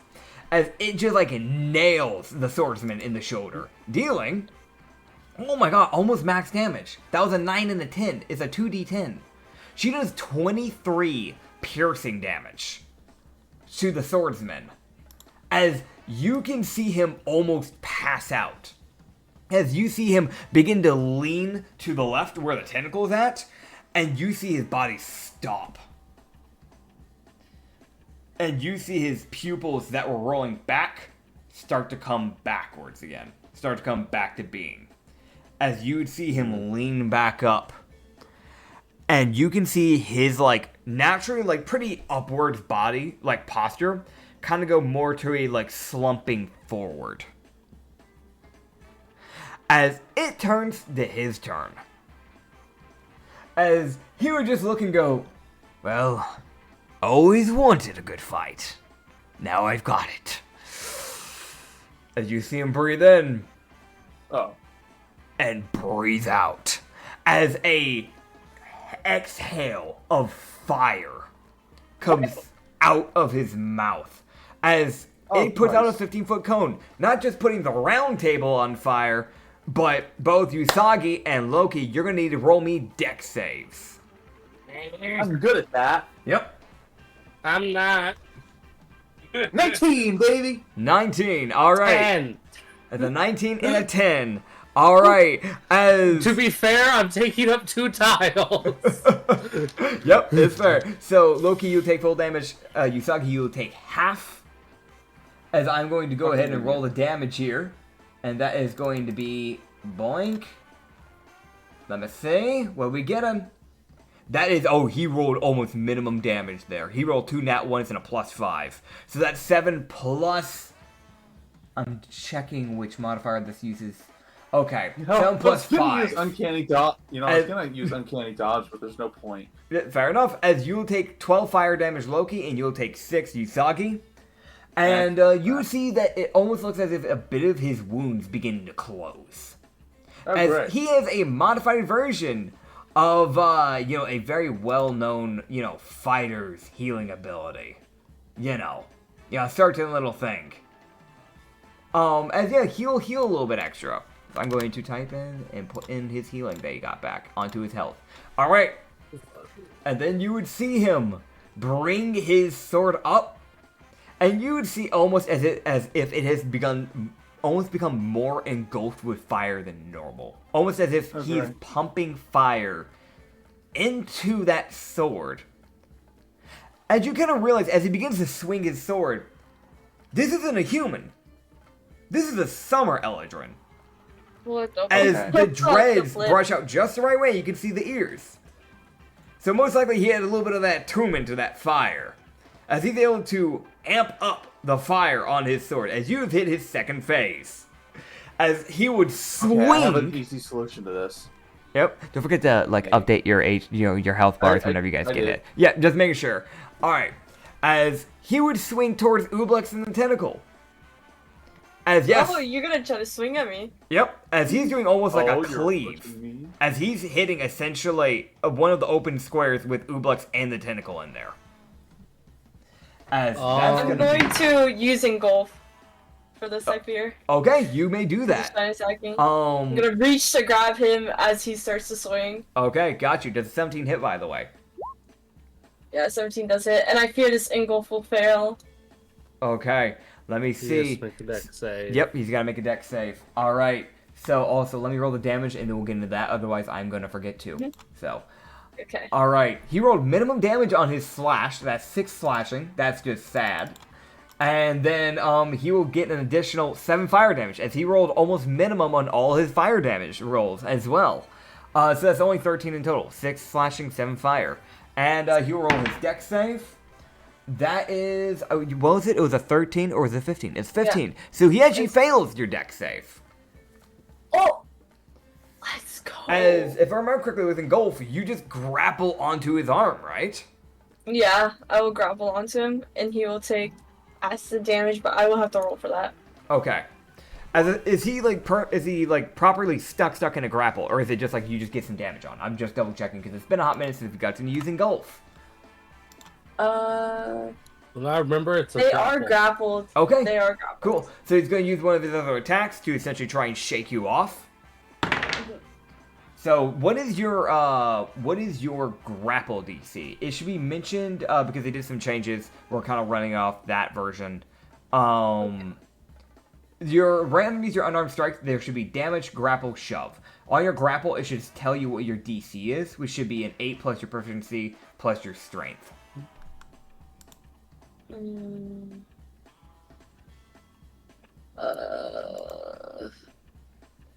Wait, hold on. Can you help me? I fear. I got you. Which Strength or dex? I'll show you my screen. Okay, I got you. Let me see Okay. your screen. Alright. Got my screen. Let me see. So you've Whatever. got... Okay, so go to all first, because right now you're on reactions. You see actions, Okay. all? Yeah, and then scroll down a little bit. Unarmed strike, damage, grapple. You see it? No, you went past it. Oh. Above tentacle. There you go. Unreshaped self. Is it unarmed? You see unarmed strike? Go down a little bit. I see where your mouse is at. Oh, There you go. okay. And then grapple. So it's going to be your DC is essentially going to be your 8 plus your strength modifier plus your proficiency bonus. So you have a proficiency bonus of +3, so that makes it to an 11, and then you have a strength of 0. So your DC is an 11.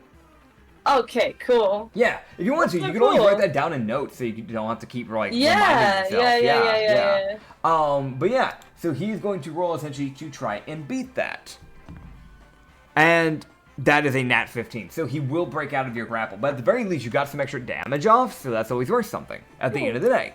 So cool. As he will use his action surge, so he can get 2 more strikes in, because he had to waste an attack to get you off, and he used another attack to do the strike, and he used his bonus action to do the, like, breath. So, he's going to use his action surge, as he's going to do some 2 final swings, hopefully, before this guy probably gets murked by the group of people here. So, yeah. This is kind of like his final hurrah. Unless y'all all roll horribly. Who is this swinging on? As you'd see, once again, he's going to swing back around over at Usagi and Loki. Oh god, here we Oh go. boy. As he's going to be aiming to hit both of you guys. Because that is where his fire is at now. He's able to hit, like, essentially 3 squares, like, within his range. Fully prepared to use And some Loki- dodge. Can I use my reaction to shove, to intercept for Usagi and shove him out of the range? You would essentially take his damage on top of your damage. Don't do that. I have uncanny dodge. I can take it. Okay, Okay. never mind. Alright, cool. So, that first to hit Statement. is a dirty 20. Will that That'll hit? hit. Okay. Yeah, it does. Okay, so this strike is going to do 11 slashing, and... Uncanny dodge. Okay, uncanny dodge, so you're going to take half of the 11, so you're going to take the higher number, so you're going to take 6. And you would take 10 fire damage for Loki, and that's 5 for you. As you Alright, so that's 11 damage, Yep. I think. And he's going to do one more swing. And he rolls horribly on that last one. As, like, after he gets that one swing in, you can see almost like that little bit of wear from just the amount of strikes he's taken and the type of damage he's taken. You see it kind of take that bit of a toll as, like, he begins to start bringing his hand over his head to do that next swing. And you see his, like, right leg essentially give as he completely flunks and basically hits the, like, the blade across this, like, concrete ground. Okay. As Well, it will now enter everybody else's turn. I'll be real. This guy doesn't have a lot of health, even after he hit second phase, because all he really did was heal himself. Y'all can just tell me, how do you as a group want to coordinate just a brutal murder? Because that's what you're about to do. A lot of attack. I was I going have to an use, idea. I was going to use my cloak strike to just, like, fucking turn invisible, leap on top of his head, and just stab him directly through the skull. So we've got that. What was the idea with Lindry? We can just bounce off everybody's thing. We can make something happen here. Because this is literally like a group gang up. I'm going to be real. We could Okay. do a funny, because I still have a charge for suggestion. I could have him walk out of attack range, and you can just kill him with opportunity. I mean, he's pretty much done anyways. That's what I mean. A lot of you can just kill him with opportunity of attack. My brain goes to Loki, punches him. Oobleck shoots him, and then he goes into fucking Usagi stabbed. Okay. Yeah, if y'all want to do that. So you've got this just mixture of suggestion being cast to tell him to essentially walk away. He starts making his like body, like he starts walking away towards his ship. and he gets blitzed by a like clock to the right of his jaw from Loki. What was Ublux's attack again? I'm gonna shoot him. Oh, shoot. Yeah, okay, so you shoot him in his gun With a gun. You know what? Fuck it. You form a slime gun on your hand, and you launch a portion of your body into him. Where are you aiming? Pick the body part. His ball. Okay, so you shoot. Okay, so this dude has some low balls because he's facing away from you, but you somehow managed to shoot in between the legs and hit that somehow. And like, God, I wish I had. yeah. God, I wish I could find a good image for this. And while you do that, Usagi makes himself go invisible, cloaking himself, jumps up on top of this guy's like shoulders, and brings his blade down into his skull. And then you hear a fucking Ganondorf stab. yep. And then you hear a shot because the rifle of the kitsune went off. Oh! And you see a spear go through his stomach. Oh! As Pike threw his spear, and you see a cleaver go hurling through the air and enter his right calf. Oh, Oh boy. this man has been. I'm gonna be real. I don't think that Eldrin deserved that, but there you go. And just This man got brutalized. and for a He's an little asshole. icing on the cake, the little tentacle that was summoned, which normally shouldn't be able to move unless it's told to, forces movement, gets up on top of the dead corpse and starts just slamming on him. I'll see how many times. As it hits Very his nice. dead body 10 times. Oh! Yes. And it kind of brushes him into the water, Very like, nice. shoo shoo, bye, shoo shoo, Brutality. go away. There you go. As that is y'all's end of combat. Oh my god. You just Nice. Oh, that was brutalized. amazing. I did no hand holding there. That was just genuine good strat. This would have been way worse if y'all hadn't actually figured out the Artificer and a good way to deal with him. Because I'm going to be real. I had everything planned out. Certain things were going to happen. Certain events, like, going down the elevator, this guy showing up, was all going to happen in certain turns. If y'all had been rolling badly, and if you didn't really figure out a good way to handle it like the way you did, and if he hadn't failed his save against his suggestion, that would have been a way worse fight. Like, they were geared to be a problem, and you guys handled it well. So. I'm so Good. glad I thought of that. And then we all say thank you, Anya, in unison. We all Yeah. That was legit a fucking Hail Mary of this is either gonna work or it's not. Yep. By the way, you guys now have no way up because Tito blew up the elevator. Just gonna put that out great. there. Oh, Um, Cheeto. But Oh. on the bright side, there's a ship you can loot if you want, and there's some dead bodies you can loot. Loki would transform back into his kitsune form Okay. as he would shrink Or- back or- down. Now, before that, I have an important NPC. Well, I assume I have an important NPC to talk And to. I'm gonna pick up my chain again. Yeah. My So damn chain blade. I want to mention while you, Oh, boy. Loki, are transforming back to yourself and picking up your chains. Usagi, you're kind of like watching this, right? You're kind of like you're kind of like getting it, like your mind, like, okay, combat's over. Oh, okay, cool. I can put away my sword and all cool. that. You turn around and there is a like gnoll hovering over you, looking directly down, breathing heavily. Oh my God. Like you can just hear just the.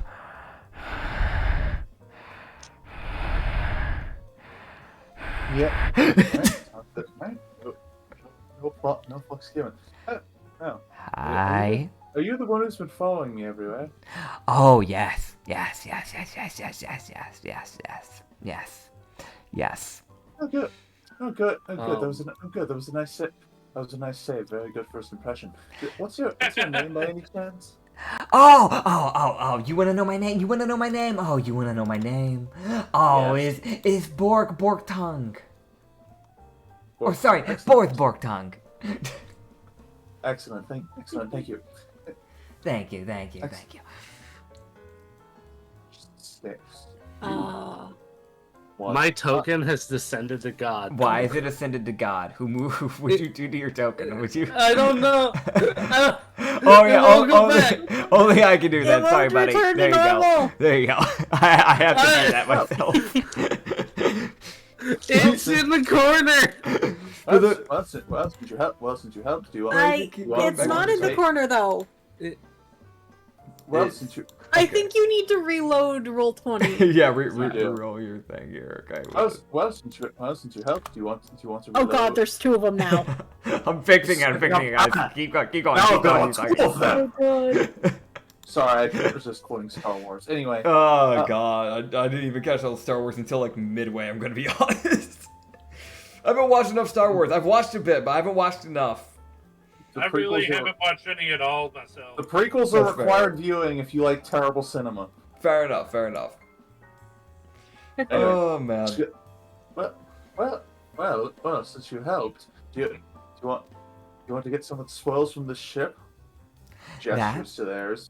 That would be lovely. I heard the commotion, and then I used my little X-ray, and I looked directly down, because that's where I saw you guys were heading. And then I noticed. Your what now? You know, my X-ray. What? She kind of points to her ring, and you would see this ring that has like an eyeball on it.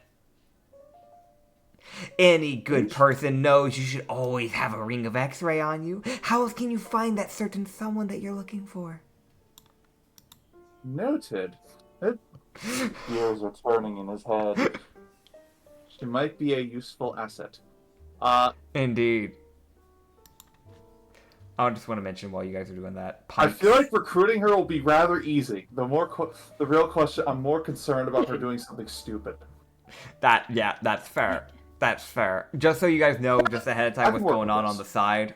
Pike is actively using control water to try and put out the burning round table.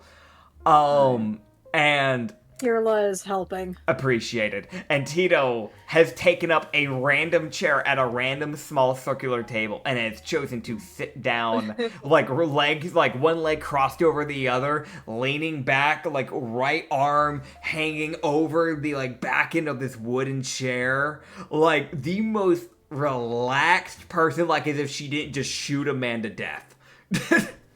Ubix will try to help with the water situation by taking in 12 feet of water and just gushing it out. Yeah. Okay, so we had 2 control waters and 1 more physical version of doing it. So meanwhile, Loki is gone. I'm going to that ship. Token. Okay. Poof. Token, I'm going to that ship. And I assume she's following me. She will follow you. Also, what happened to your token, dude? My token went poof. I don't. It kept ascending to the higher plane and flying off screen. Did you keep trying to grab it or something? I don't. Yeah, I know. I literally would. I'd click on it and it would fly off to the left. Okay. I don't know what's going. You already tried reloading. I've reloaded several times. Yep, there it goes. I put it back. It's fine for me. It's still there. Okay. I think it's just on his end. Yeah, I think so. I don't know. Now it's gone. It's gone to the edge. Close out of the tab. Yeah, I didn't move it. I just clicked it, and it just flies off. Yeah. Okay. Yeah. So maybe just completely close Roll20, open it back up.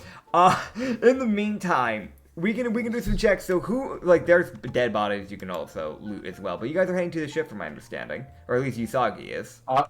Usagi is along with Bork.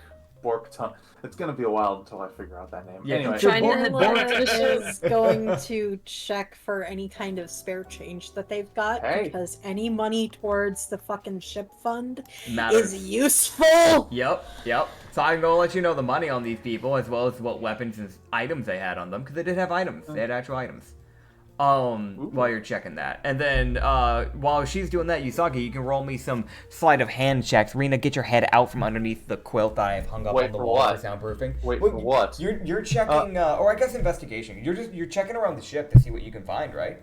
That's correct, yes. Yeah. So you can just roll me one of those. Rena, get off. Stop doing that, buddy. You should know better. Come on. That's an 18, baby. All right, cool. Ooh. I'm going to be standing up here Good. temporarily because Rena, as long as I'm sitting down right now, she's hyper and she keeps trying to get underneath the quilt and she wants to try and put her claws up on it, put her weight on it. But if that happens, she might actually take down the entire rod plus the quilt down onto the setup. Oh, I'd rather no. not do that. So I'm going to stand up Oh, so my. she stops trying because she wants attention is what she wants. But she doesn't want to sit in my lap. She just wants to be a little pest right now.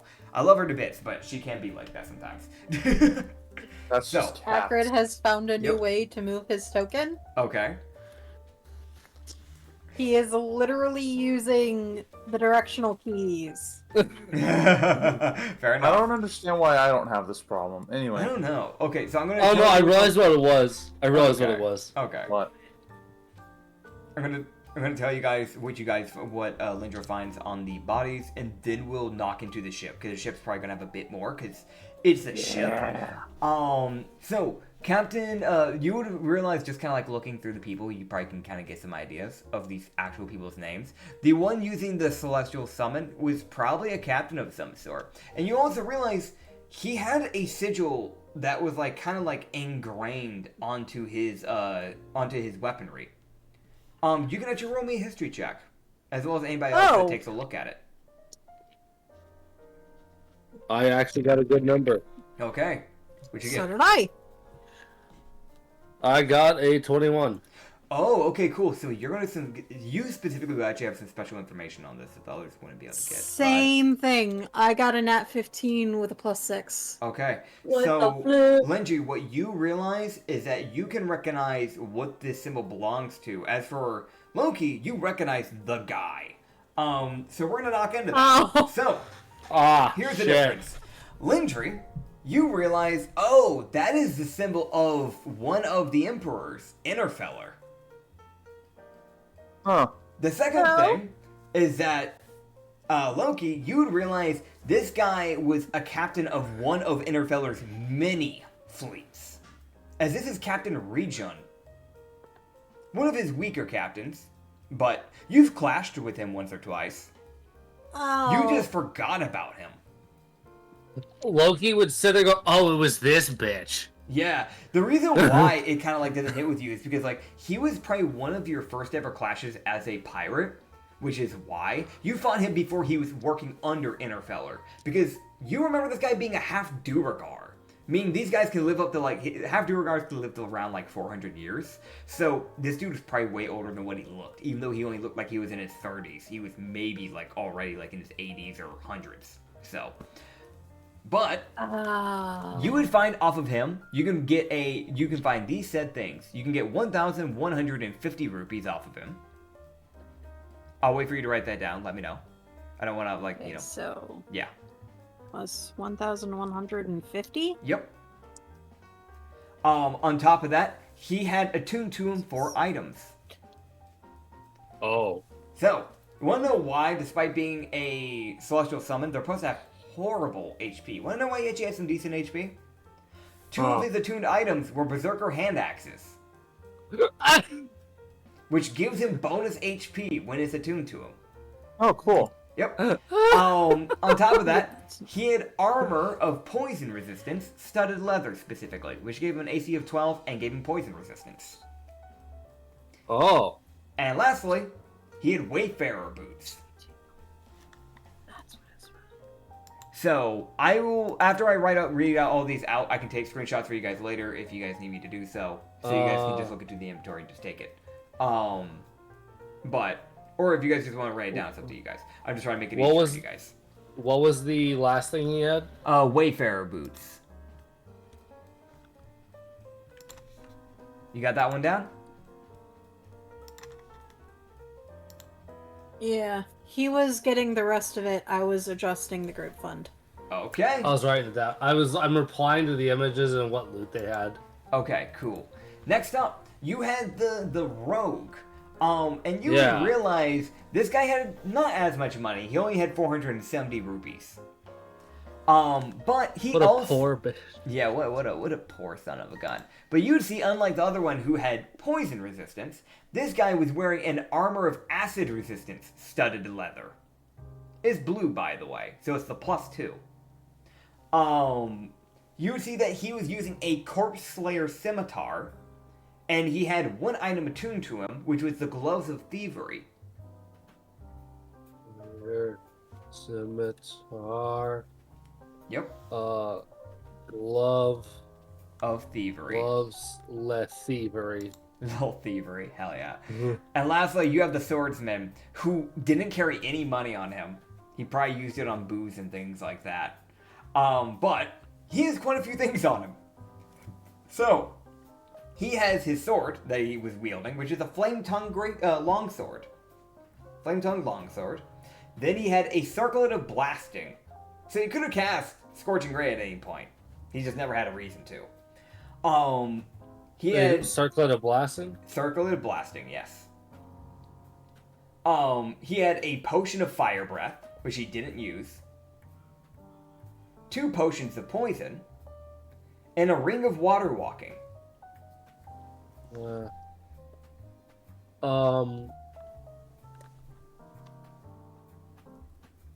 Potion of acid, X2, Potion and of poison.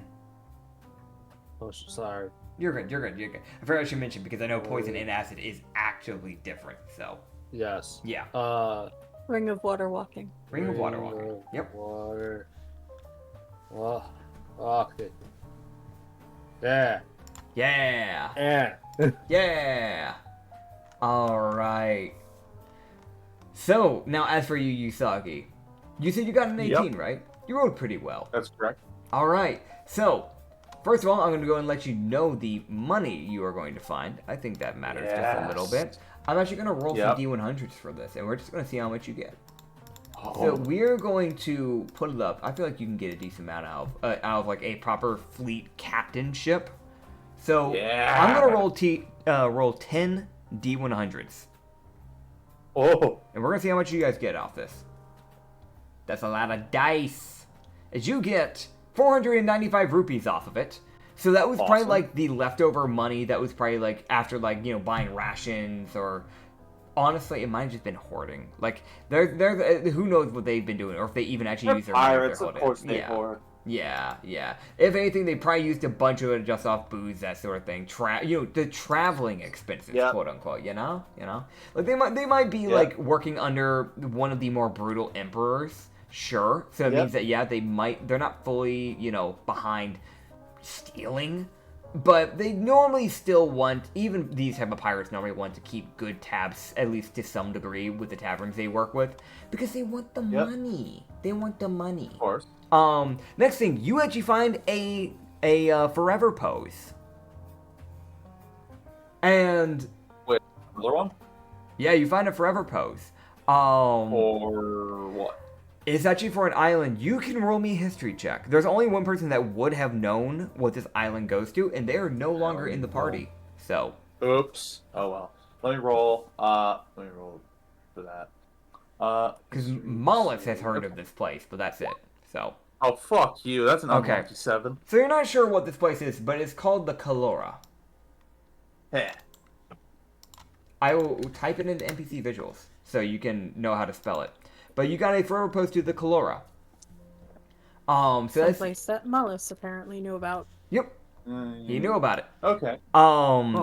Lastly, and before people go like, oh, well, it's in like in his backstory. No, he actively learned about it in the campaign on a session. So yeah. Well. Last thing is that on top of that, you would find just a few, just a few. Maybe 3 chests of just gems and stolen jewelry. Oh my god. Give me. Yep. Again, it's pirates. As you can probably get the idea, like, just kind of sifting through this stuff, they've probably been going from point A to point B just stealing stuff, and their goal was probably to eventually bring it back to Innerfeller. Because this was like a newer group that was working under Innerfeller now. So their thought was probably like, oh, well, we'll impress the boss. Impress the big guy. You know what I mean? Well, they're impressing me instead. Yep. You have 3 chests. I can't lift this. Oh, Can I ask, definitely not. Can I ask Bork to help carry this crap? Oh yeah, instead? Borth will grab like one of the chests essentially with both hands, because if she could probably pick up like one with each hand, but it's like the chance of like something could fall out, so she just picks up one of them, essentially. Understandable. And yeah, she'll lift it up. You want to know, fun fact, what her highest stat is? Strength. Strength. She has a she has a +7 in strength. So God damn. yeah, she is like some of her Things stats to might be note. lacking a little, but she makes Things up to for it note. with pure brute strength. Oh boy. And yeah, she will lift that thing with almost relative ease. Each one of these Nice chests are stuff. filled, and you can write this down. Each one of those chests are filled with, I'd say, around 750 rupees each worth of just jewelry. Jewelry and gems. All right. Yeah. Well, look at it. You're very strong, aren't you? Yes, I mean, someone has to be. After all, you know the amount of people that would have already tried to get to you? I can't let that happen. How many would-be assassins have you shanked before? Have you dealt with before they could even touch me? You see an almost blank stare from her. Something tells me you don't want the answer to that question. No, I do want the answer to that because because she might be useful. she kind of just looks at you and just goes, never bothered to count. Well, there was, let me see, there was the 3 in Gao, there was Oh. 2 on White Side, there was 1 on Hemfine, Oh. there was, I think, 4 on Solus. You said your name was Bork? You've been very Borkforth.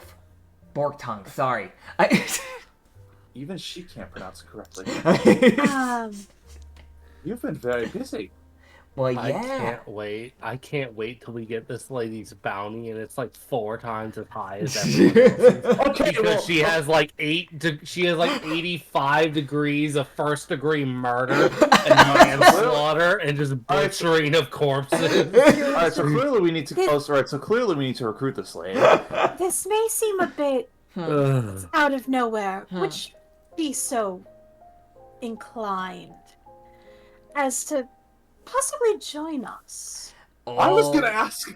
Well, that'd be I won't lovely. complain, though. It means I don't have to steal random Navy ships, kill the crew, take the ship, redrive it by myself, cook my meals by Yep. myself. It means I don't have to load the cannons while running up and down the deck.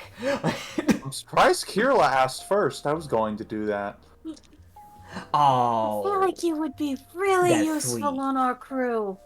thank you. Yeah, I can do. If you want me to chuck one of the cannons at them, I can do that too, or I can load it. I mean, it's really up to you.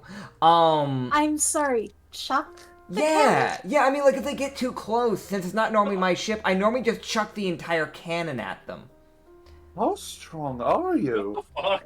Well, I mean, if you sink the other ship by breaking holes with the cannon itself, it really doesn't matter if you don't have a cannon. Perhaps you shouldn't toss cannons, but other heavy objects might be worth it.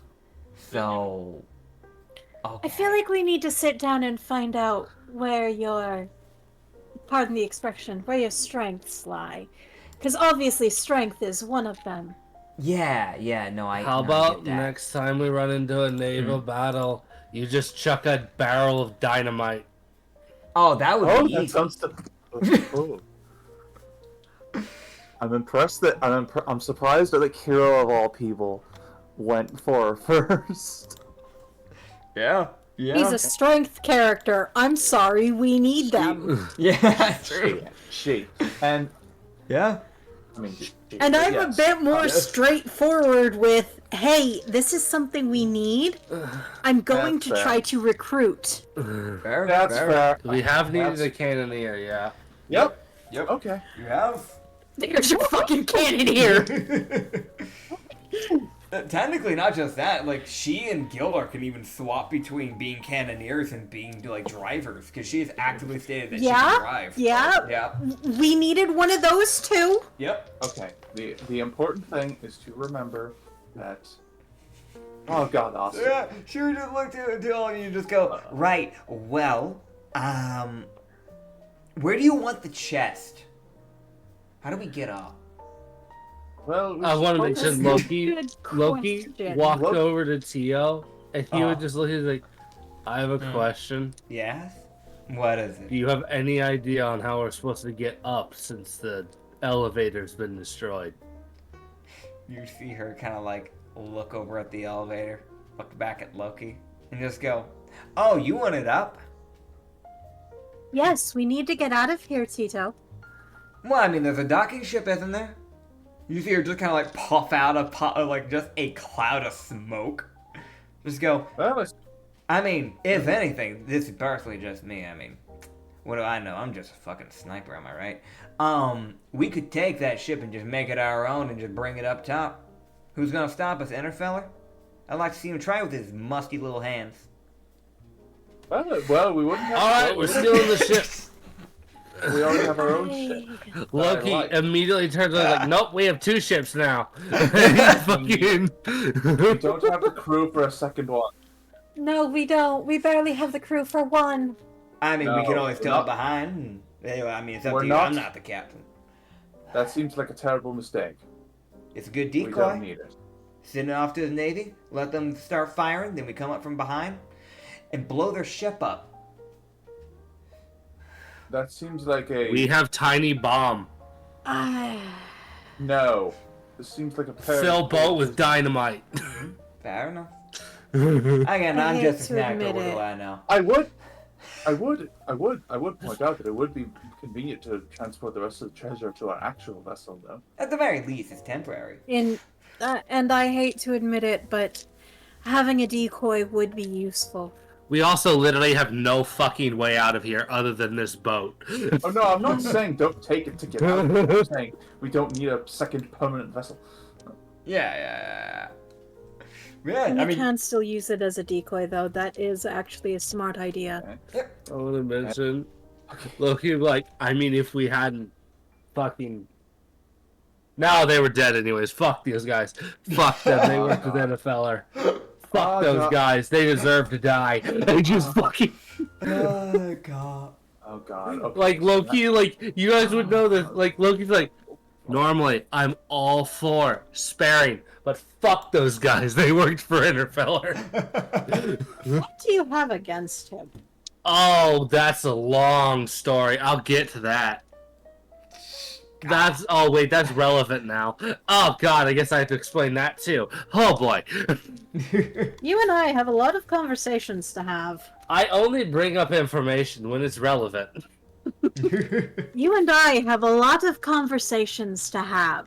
Well, I guess I can be completely honest now. Interfeller hates me. Because of what you are? Oh no, because I know shit I'm not supposed to. Of course you do. Yeah, I looked into shit when I shouldn't have. I got curious because I was temporarily nearby his crew and they weren't assholes to me at the time. Well, at first. That changed after I looked into him a bit more. Because I like poking around and learning things about captains of crews and whatnot. And, that last name of yours seems oddly fitting. huh. Issue. Oh yeah, no, thanks. And that's kind of why I want to help Usagi there find the vault. Cause I really don't want Interfeller to get it. Okay. He's the one who's after it, Okay. and I sure as shit ain't gonna let him get it first. Of course. Wait, Anya, did you deposit the money that we got from the ship in the group fund? Because I added it to my own inventory, assuming that I would do that later. Did throw it into the group fund. I can remove it. No, you come on. No, it's fine. How much was it again? $4.95, I think. $4.95, yes. Okay, I just figured I would just add it myself. Like I said, No, I can you're remove good. it. No, it's fine. Yeah. No, it's fine. You guys just Loki did his was job for him in the long run. If he was gonna go Hell and yeah. at it, yeah. yeah, that's fair. Loki, like, I mean, if y'all want to know, I can explain what the fuck his plan is. As I know the basis. Let's get out of Let's here get out of here first. first. Okay. Yeah. How I you would doing, very Mike? much like to not be on my feet. Ow. Yeah, I want to mention just for people, for actual viewers that can't see anything now, Loki is at 6 HP and Lindri is at 3. Ublux is unharmed and Usagi is like close to bloodied. Wow, I was actually in a fight, in a straight up fight, and I didn't get completely bodied. Dude, yeah, for what Dude. you weren't getting Oh, like yes, murked. everybody! Dude, there's a first for everything, you know? I now actually get to reveal how much fucking, I got to reveal to you guys now how much fucking health Loki has. He's 74. fucking tanky. Yeah, he is a tanky Fuck, you have guy. 74 health. He is a, Yeah. Meanwhile, some you're health at 45. he's got a lot of con. A lot of con. Yeah. He's got some stuff that kind of buffs him, if I remember right. Yeah, it's his race that also helps buff him. Yeah. He doesn't, it should also be mentioned, he doesn't have tough yet, I don't think. I don't think so. Nope. Just for those who don't know, Demigorgon is a sub-race, or not sub-race, but that is rude. It is a homebrew race that Acrid made. They get like bonus HP essentially, just because since they are essentially hunted to, people are they're hunted because the whole petrification thing, because Demigorgon. Think Medusa gotta with be a able to snake take tail. Yeah, they gotta be able to take a hit. Like, they gotta take a good hit. But yeah, his lower body's essentially all snake, and then he's got like the Medusa hair. That's like legit what it is, with a black sweater. Yeah. So, yeah. So the only thing about him being in Kitsune mode is that he's not able to do his like things that he can normally do with his natural Demigorgon race, like the whole like petrification. So there's some drawbacks to it, but it also keeps him from standing out and, hunters being like, alright, hey bud, listen, I want your head on my wall, come here. Yeah. Yeah, because technically, because it's not a well-known enough, it's not really that well-known as a race and more seen as a monster, due to what they are and, their insanely deadly problem of petrification, they get kind of hunted by monster hunters. So, a little bit of world building for you guys. Yeah. Yeah. I can't wait till I get the tough feat and my health goes up even further. I This feel is as literally though Kirilla's y'all's lack tank. of surprise Yep. would be concerning. Alright. Yep. Loki exists to tank damage. Oh, yeah. Which is why he's standing there at 6 health like, this is fine. I'm fine. Kirilla, on the other hand. Oh god, Yeah. now there's really gonna be a love triangle. Oh no. Oh, yeah. Yep, there is. Why did she That's have to okay. show up now after I finally managed to get a semi-consistent? Oh god. You know that's probably why she showed up now, don't you? Yeah, probably. I fucking know. Oh god. You want to know Oh. the actual reason? What? Why? This has been planned like a while back, and this is just pure coincidence. Oh. Yeah, Okay. I've been planning it for her to show up in the casino specifically for like. Oh, and it 3 was months? just the most horrible. Yeah. Oh, and it was just the most horrible coincidence ever. Yeah, no, like it's a crazy coincidence. Okay. Yeah. Alright, well, Yeah. clearly, I'm gonna have to. Oh man. I'm gonna have to ask. I'm gonna have to ask both of them some possibly loaded questions. I mean, and hey. whether- Oh, I'm sorry. Go for it. My bad. I cut in front of you. My bad, dude. And where it goes, and where it goes from here is entirely based on that. Yeah, But we'll I do mean- that later. Let's I mean, get out of this hey, freaking room. Hey, it's better that you ask them like, "Hey, are you okay with a poly relationship type of thing?" Than like be like, "Oh, I'm gonna lead you on," and to get yourself shot. No, that's fair. I mean, there's always a throuple. Yeah, I mean, yeah. You just gotta could be. You just gotta make sure that they're okay with it. Don't just do it. I wasn't planning on. Yeah. Here's the thing. Asta's going to find out the second this lady gets on the ship. So, Yeah. so Oh man. better to ask. Yep. Not. So you guys will all load up on the ship. Lintry's token's just Oh, going boy. places. It's also upside down. Why is it upside down? I figured out how to rotate tokens. Oh boy, guys, they're having too much fun again. I'm also going to grab a string so Rena will leave me alone while I stand and try and do the mic stuff. She's wanting to play. Problem, I'm trying to DM. Okay, so you guys will load up on the. I just love just Chris just yelling, dude. Oh god, he's just flipping tokens, everybody. He's flipping the tokens. You guys load up on the ship, and you guys would essentially sail it up to like this like platform that's kind of shallow-ish. And then kind of just like basically put down the anchor so it stops on top of that little area. And you would see this like platform begin to just lift as it starts to lift you up the drop zone, essentially. As you guys would spend like the next like 5 minutes going up this like literal like elevator made for the ships. Keep in mind, So- Pike dived down this. Loki will look at Pike. Hey, Pike, Yeah. did you have fun on your descent? He gives you this like not quite blank stare, but this look of shut the fuck up. Okay. Yeah. I'm sorry, I tried. Yeah, you're just gonna go, I appreciate the humor, trust me I do. However, that's the one time that I've gotten myself into a blood rage. What happened? You could say that they decided to get hands-on with some of the crew, and I didn't take it very lightly. Oh my. Carla would just walk up to him and just, thank you for getting me up. Of course, I'm happy to. Though apologies for speaking as rudely to just tell a heavily injured person to get up. All things considered, it's better than it could have been. Fair enough. The appreciation is still there. Grand. Let's keep it like that. Okay. Either way, I guess while we're heading up, I can let you know everybody should be fine. I know Genesis was getting up there, and once he started getting up there, was when I started leaving. He started getting things under control pretty quick with his crew, and on top of our crew being on it, things started wrapping up pretty easily. But they did manage to harm a few people relatively well. So you can understand my anger just a tad. Oh Did yeah. they get onto the ship? They tried to get on the ship, and then the mech that Kasheshe made kind of just sent them to God. Specifically Jaeger.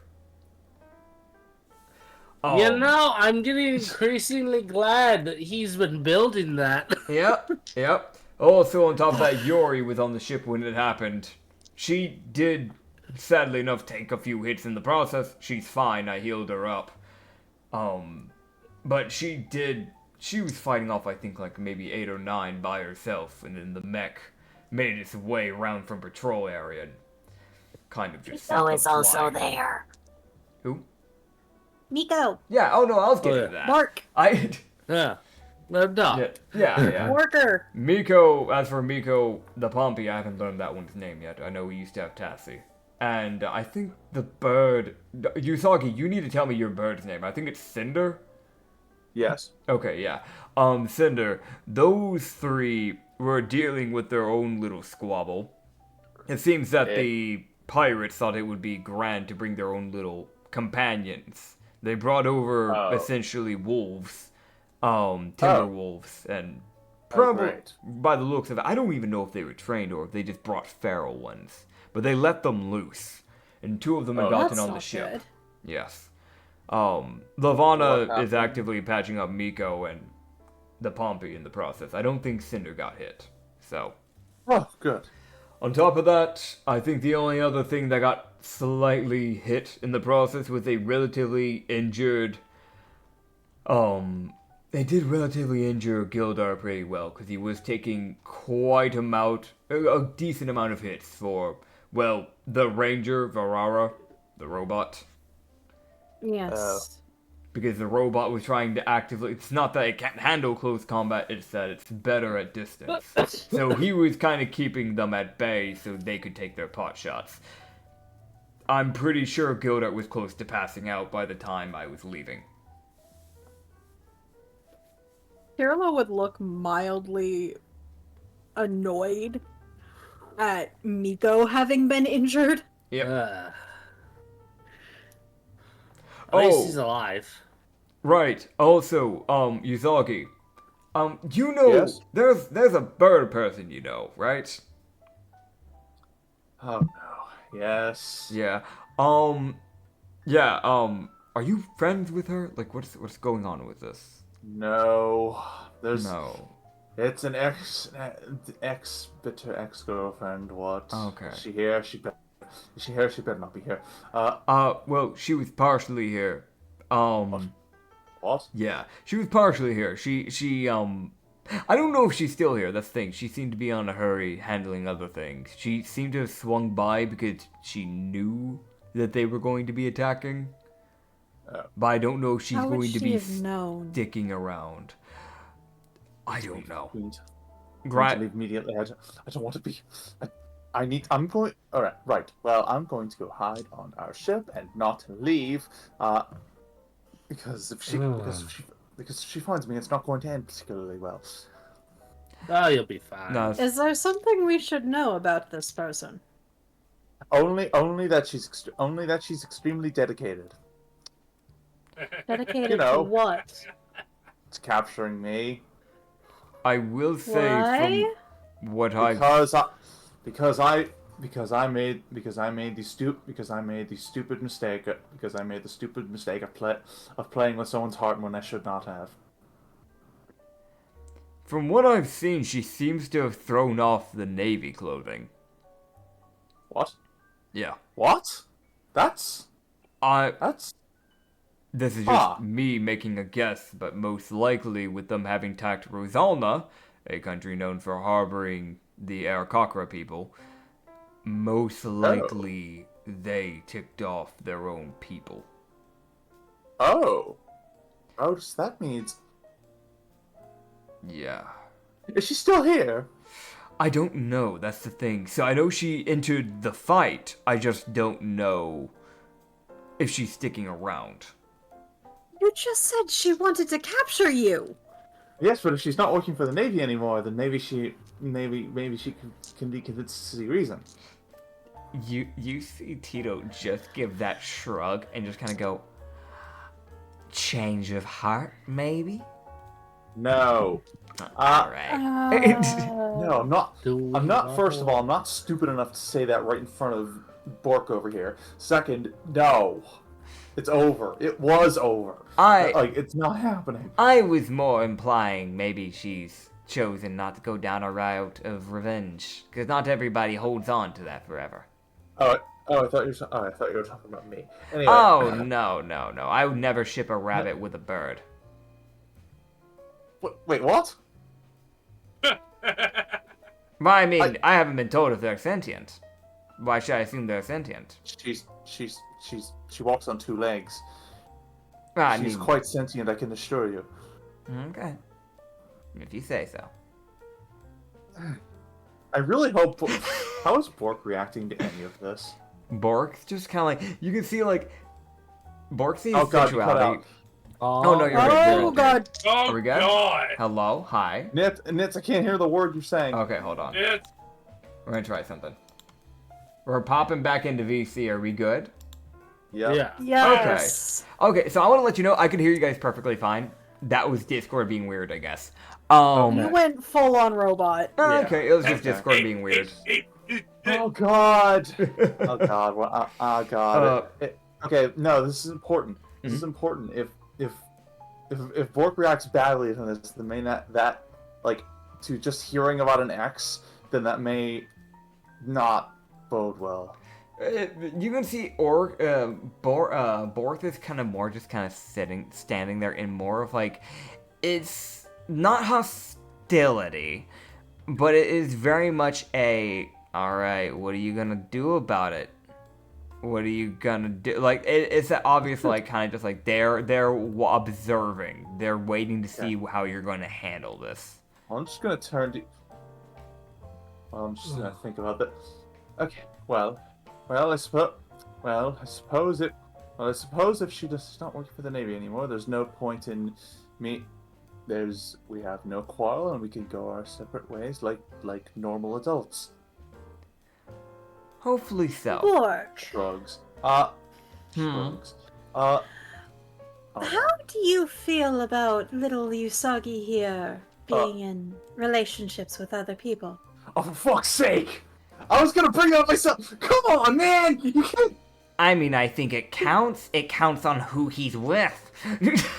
I was gonna talk about I mean, myself if I can get along with them, it's great. But if I don't like them, I might have to hide their body. Oh? It Yeah. does help that. Are you? You know, I was going to bring that up myself. You didn't have to do it for me. Ito, weren't you having a bit of play? What? You? No, it's the. What? No, not her. The other. What do you mean? What? Right, no, Asta, never mind. Yeah, I don't say no, that. Not me. Just- yeah. I don't say that. Just Okay. Yeah. Usagi, weren't you playing with Asta? Oh, for God's sake. Yes, I was going to bring that up later with both of them, that we should discuss this. You're deliberately making my life harder for just for laughs, aren't you? Oh, but it's so funny to see the little bunny flustered. The obvious snake. I'm just gonna look at you. I'm gonna look at you with like a. I'm going to. If I wasn't trying to impress this lady, I would punch you. Kind of look. Can we mention? Turn to your. Yeah. Yes. I am. Yes. I am. I had currently just begun a relationship with Tabaxi Cleric. We can discuss whether we can work something out together later. All right. Good. Little hissing We can laugh. talk about it. Also, Yes. just a reminder for you guys, this is the most predatorial group for Usagi to be in. He is a rabbit. We have 2 snake people, a gnoll, which is a hyena, a kitsune, which is like a fox person, a slime that eats anything, because naturally feels slimes like? do that, and then a fish that is technically Grieger, A but more like Grieger. sharkish. Where's that So, like... Where's that one fucking image? Oh god, am I allowed to post that? I Are you talking about the Danger. one where it's like the girl just like on the couch and there's just all the guy? Yeah. Yeah, that one. It's that one. That's what Usagi Yeah. feels like. Yeah, that's fair. That's fair. Oh You man. have the Also- Yanti, and then you turn around the fucking Demigorgon going, hello. Well, Usagi. Well, you don't have to worry about Usagi hitting on either of you. You're not reptilian enough. Oh, Damn. Aww. That's fine. I mean, What how pity. how reptilian does the Demigorgon need to be? He already has snake hair and he has a snakish lower body. He's got to have a snake face, Okay. and also it's a dude, so it's off the table Damn. immediately. So you're telling me that if he ever became Snake Woman, So, I don't know You'd why have to I'm have a snake initiating face. this. I. Dang. you're I'm telling me sick. that if something ever happened that Kirla turned into a snake. You'd have to be like, a snake person, like not like a full snake. That's not. There's a very specific fucking image. You gotta get the just need, prerequisites. Where's the fuck? So, I have a Wait. question. Mm-hmm. I could Did we post. gain level? Yes, this is the fun thing that I did. That I mentioned before session that after this fight, you guys would get a level up. So you guys do get a level up after this fight. Because you want to know a fun thing? Those 3 people you fought was a level 10, a level 7, and a level 8. Wow, what the hell? Yep. Okay. You guys handle things We above are your level level. 5. Yep. Now, granted, I did. There was a decent amount of NPCs to help you out, but you overall held your ground essentially pretty damn well until they showed up. And you guys were already kind of going on home towards the summoner, so you're well on your way. I think it's well deserved. But yeah, you guys all get a level up. Don't forget to look up the homebrew level up mechanic thing. You guys each get a thing, I think, at level 6, which I don't think... Is it a feat? No, what is it? What do you guys get at level 6? It's been a hot minute. I need to make you guys level up I can faster. summon demons. Yeah. Level 6, yeah, you get ability score / prof / upgrade mechanic of your choice. But yeah, you can summon demons, let's go. But yeah. Okay, Also, somebody I'll did do a that. typo with this subclass. All right, I'll Dang. do that later. All right, I'll do that later. Lastly, As you guys will start rising up the elevator, you by the time this conversation's done, you guys will be fully up to the top. And you can see, like, you guys essentially just come out of this, like, glass container. And there's just, like, this tunnel that you guys enter. And you guys just kind of sail out the tunnel. And then you come out into the open where the rest of everything else is. And you can see where there's just, like, pirate ships just on fire. Okay. As you can probably tell, the rest of this dude's fleet is just gone. You can see your ship. It is in still pretty good shape. It probably took like maybe a hit or two, but Kisheshi's already working on it, so it's fine. You can see the rest of the group is kind of just back at the ship, essentially. Yeah. They're kind of just like recouping. You can see Lavana's like working on healing the leftover people that have been kind of hurt. As well as Asta, who's also working on healing people too. Perfect. Okay. Yeah. Alright. You'd also see that like, oh boy. I'm gonna have you don't see Taka, but you do see in Asta's hand is a letter. Oh Christ, God! You know for a fact that's probably from Taka, because she always like this is just a little thing that you can see with your little perception. You've got good eyes. Rena, can you stop trying to get onto this quilt, buddy? You can see, buddy, don't make me pick you up and take you off the desk again. Here we go. I don't like doing that to you, buddy. I want you to be able to hang out with me. But you can see there is like a little feather that she always keeps, that she always like puts on like the seal, essentially. So you know it's probably from her. Yep. Okay. Yep. How's this gonna go? Here I haven't we go. even seen her. I haven't even seen her since like since the beginning. Like, honestly. Yeah, exactly. So I'm starting to wonder, what the fuck? Yeah, to be fair, it's been that thing of every time she started getting close to trying to find you, something's happened. Like, it has literally kept her from getting to you. Whiteside, there was Linnaeus, and then back in, I think it was Solus, if I remember right. Benjamin and Mr. Whiskers fought her off. So, there's always been something to keep her from getting to you, which has been the thing. But this time, it's literally she's just gone out of her way to be like, I'm not going to bother.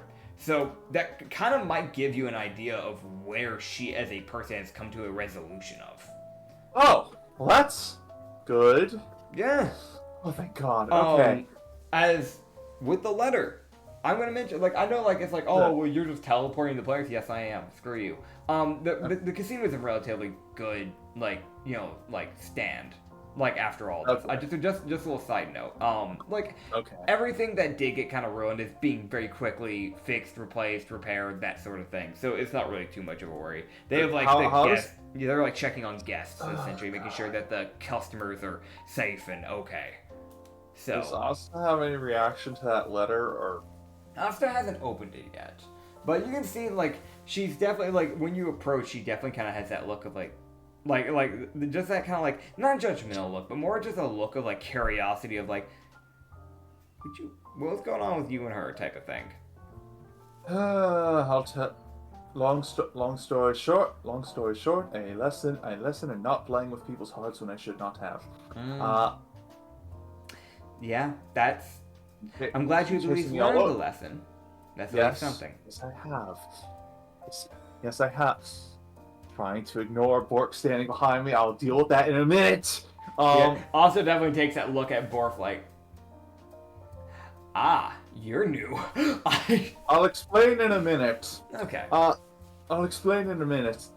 I'm just gonna read that letter real fast. Yeah. So that letter, you would see that the letter specifically talks about essentially her mentioning two things specifically. That one, or actually three. She would mention that first of all, she has kind of just forgiven you to a degree. More of like, as far as she cares, the letter just straight up says like it's not worth holding a grudge over something when I'm not working with the Navy anymore. Oh. Okay. As that is one of the other things that she kind of just pretty casually mentions, like straight up, I've dropped them since Rosalna happened. She has essentially dropped the Navy. As that was an order that they gave that she could not respect in any manner. And granted, they've done things like that before that she hasn't fully respected, but she's been able to kind of work around it. But that was one that she just couldn't. She couldn't deal with that. She Totally wasn't going to. understandable. Yep, because that's her people. They attacked her people essentially. Yep. Yep. So that was the other thing. You would know that, again, she's dropped her whole, reason to just chase after you, as the main reason was partially because of anger, and the other bit was partially because of straight up, it was her job. Yeah. And you would see that the final bit comes into the conclusion of, she lets you know that should you ever run into a certain crew, Oh no. that you can expect to meet up with her again. What crew? The Love Pirates, run by Captain Rhydon. Who were they? Have we met before? You I haven't know met them. them. Loki has met them. That's one of the Rising Pirates. Remember, there are 5 Rising Pirates. One of them's dead. Okay. And another one is the man who wields the charm fruit. Captain Rhydon. Oh, okay. Oh, that guy. Okay. Yep. And she's joined his crew. boy. Captain Rhino. That name sounds familiar. Who the fuck is that guy again? It's been a while. It's been a hot minute. Give me a quick reminder. Quick little, you haven't got too much information on this. All you kind of really know is that, he started kind of getting a bit of that infamy when he quite literally used his charm power to kind of just take out an obscene amount of information off of a, Navy captain.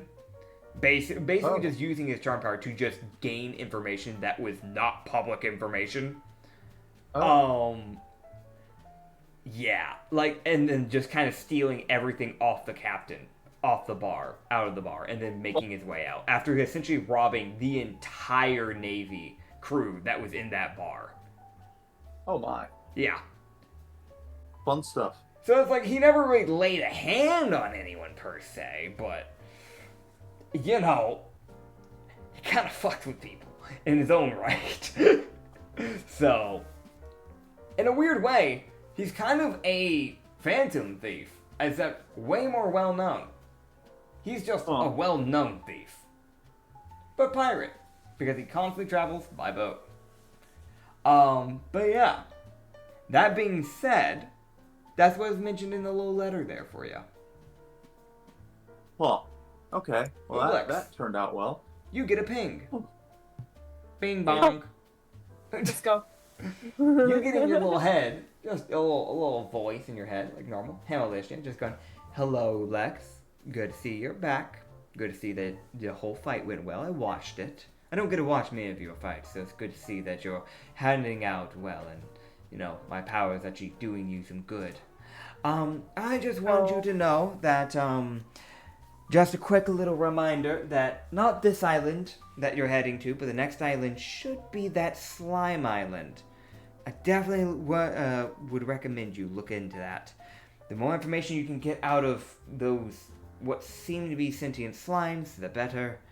Take care, travel safe, and don't worry about in case your compass doesn't decide to try and send you to the slime island. I'll have another one of those stone compasses built into your ship temporarily. Yippee! And as you We are going to Slime Island! Slime Island, as you close that message and it ends, on its playing, you see a giant stone sundial compass basically form in the middle of the ship, just like last time. What in the nine hells? Well, I'll be back. Where are you going? I'm back. Lily. Where is Loki going? Logan just walks off to go find Genesis. I am looking for Paralyzed, trying to figure out why there's suddenly a stone compass. That's fair. That's fair. Funny enough, you actually don't have to go too yeah. far to go find Genesis, because he's like kind of near the port area, because he's kind of like consoling the guests and everything and that sort of thing. Kind of just checking over, like with the rest of his staff on everybody. Rena, you better stop trying to get up here and mess with the quilt, buddy. I'm not having this tonight, buddy. I'm trying to DM. Yes, I am. I'm trying to DM, buddy. She's really trying. She's really trying to have this thing fall on her head. Listen, buddy, I don't want you getting hurt. Little goofball. But yeah, you can find him easily. He's just kind of checking on people. You can also see, like, in the background, there is an obscene amount of just complete golden statues that weren't there before for some reason. You know, they're weirdly human-sized.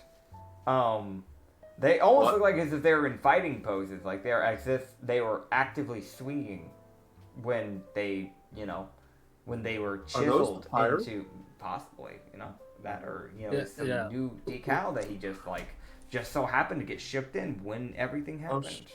Oh shit, we could sell Sure. those. Yeah, sure, yeah. Those definitely weren't just people. Anyway. Definitely weren't people. Hey, they're worth more now. It's messed up. Hey, they have value. Damn. Yeah, you're right though. But yeah, you can find him. He's just checking on people. Yeah, Loki would wait until. I want to mention Loki's standing there, like he has regained no health. Yep. Like he leveled up, which gave him a little bit of health back, but he's still standing there in a crippled state when it comes to health. That checks. He's got the 2 chains like wrapped up around his wrists. And yeah. So he's showing that like I'm using these and they did get used. Yep. Oh man. You'd see Genesis just go, "Oh good, you're back. Sorry for everything. I heard the explosion near the elevator when I was starting to wrap up all the problems, and I saw your crewmates go down there. So, I didn't really get away to head down there to check on you." It's alright. The captain of their group came down there. He was and one of the Innerfeller fleets. He's dead now. Innerfeller's chosen to start a war, huh? Well, I'll give him what he deserves then. And Loki would say the name of the captain. I, as a player, am blanking, and it wasn't written Captain down. Region. Captain Region. I've clashed with him before. I forgot about him until after I looked at him. But he had the symbol of Innerfeller, so. Well, he must have been rather insignificant, because I don't remember his name, nor do I recall it. But Yes. if he's working for Innerfeller, that is essentially a declaration of war. Whether if he meant to mean it or not. I think it was one of the newer fleets, too. Well, I'll just send Innerfeller a little warning message, so he understands where I'm coming from. You see him just kind of like grab one of the like frozen statues, or I'm sorry, the golden statues. Apologies. Yeah. And he would just kind of go. Not a frozen person. Yeah, definitely not. You see him just kind of go, "I think this little quartermaster of the captain might be just a nice little surprise for Innerfeller." If you want to send it on his old boat, you can. I don't know. We brought it up. We had to get it up here because we had no other way up. If you don't plan to keep the boat, then sure.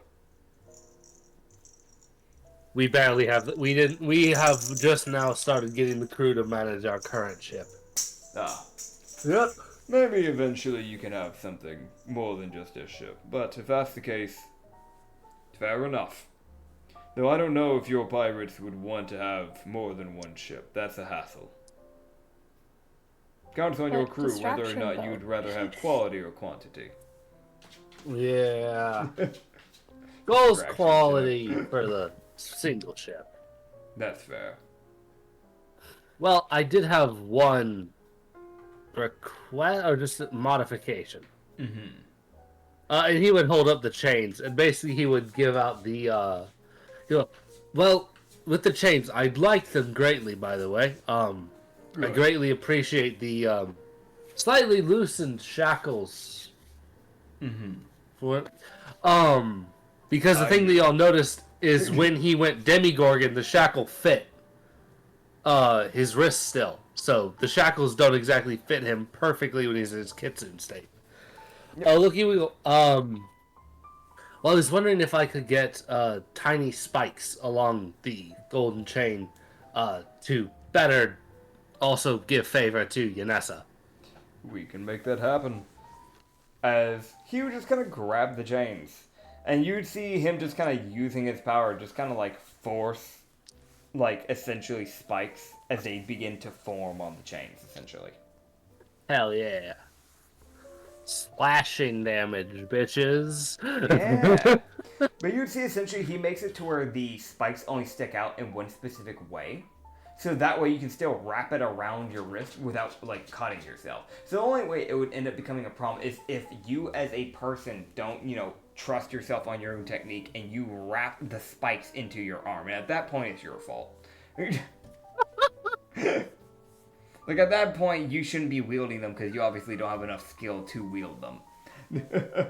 Oh, man. Well, he would just wrap the chains up, like, just move his arms so they wrap. He was like, perfect. Grand. Well, have a boat? I guess Appreciate it. responding piece? I don't know. Oh, yes. You know what, actually? I'll just send him a whole crew. Boys. You three. Start loading it up. Any statue, load it up on the ship. And you kind of point at a different man. You just go, go get one of the driving robots. One of the ones that we don't care about. They're disposable. Loki just sits there with like this like chuckle, just fuck yeah. So you can guess he's not even going to be as gracious as to send a proper messenger. He's just going to send like a robot that doesn't have any sentience, anything. That's just going to drive it to the destination. It's literally just going to be a warning of, hey, you do that again, you're going to see your whole crew messed up like this again. Don't try shit. Yeah. That's As a warlord yeah. and an emperor starting to clash. Oh boy. yeah, but Loki would also mention like, well, if you ever go after Interfeller, let me know. I don't like him, and I have things to handle with him as well. But I need to get stronger again. I've lost a lot of my strength. I will. I personally prefer not to have to do it anytime soon, because I'm still prepping everything for the eventual revolt against the Navy. I doubt they'll keep up the warlord system for forever, considering it's already backfired on slightly with Halimar. So I'm trying to use this while I can. Smart. Indeed.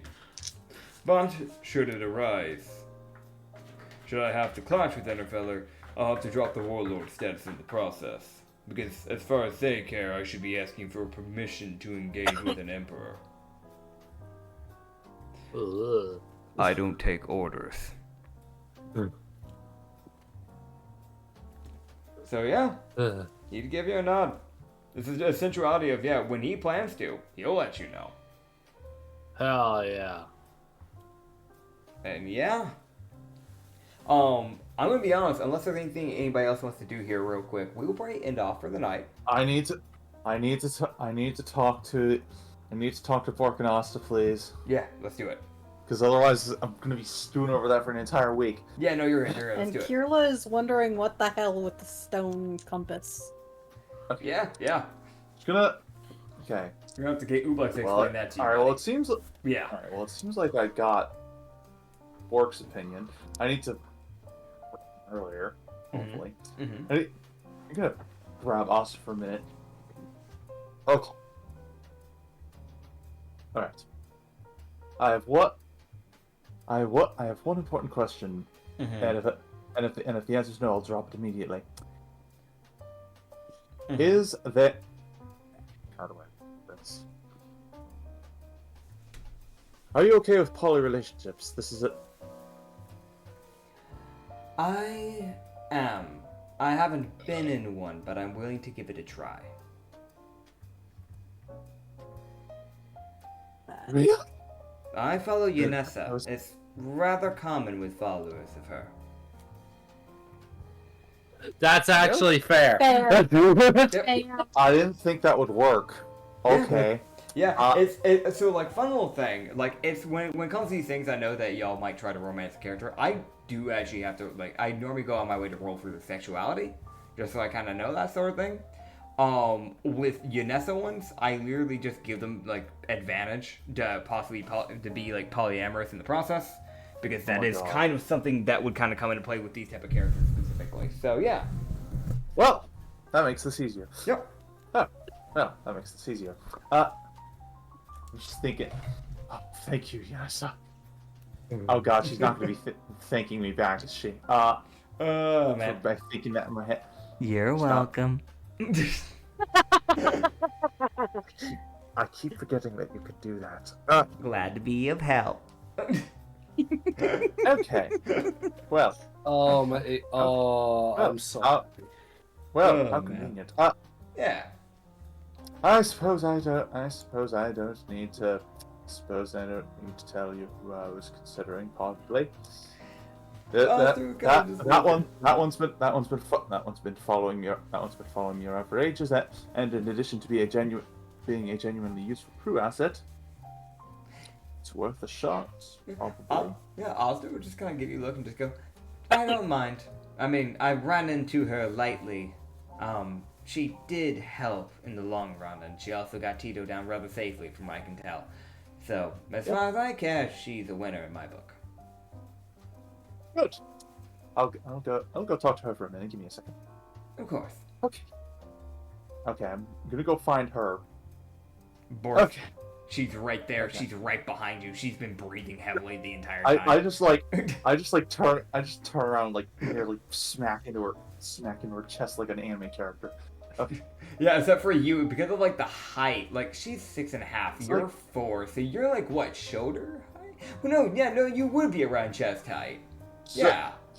Just stop before accident. Okay, give me a minute. Well, you heard all of that. Are you okay with this? I'm fine with it.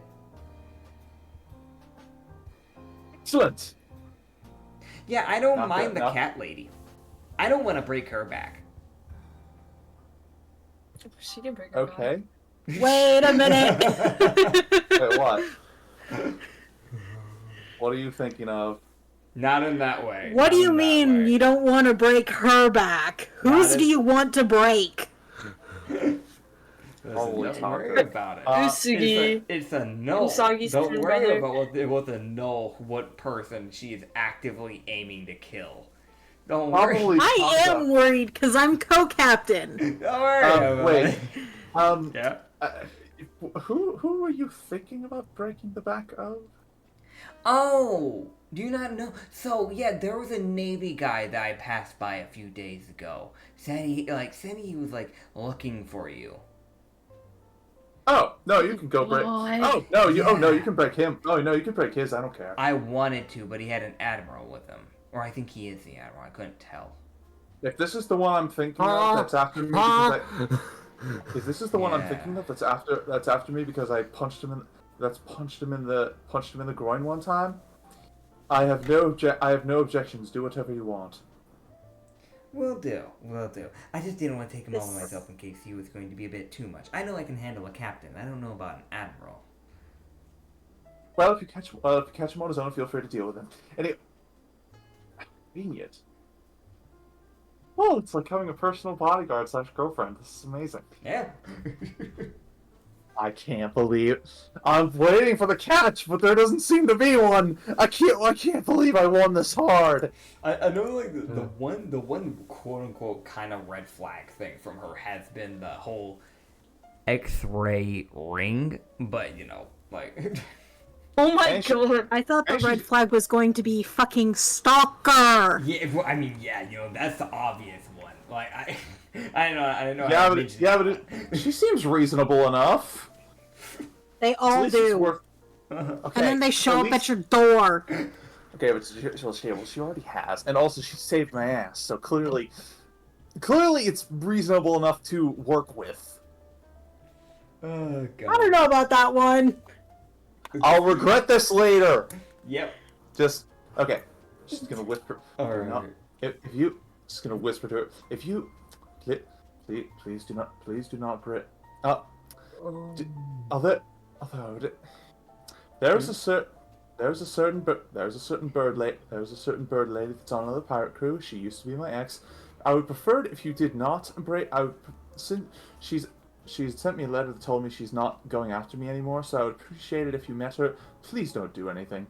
Oh, well, as long as she's not It's- trying that- to get that back ended- with you. that If she ended tried getting amicably. back with you, then I'd have to kill her.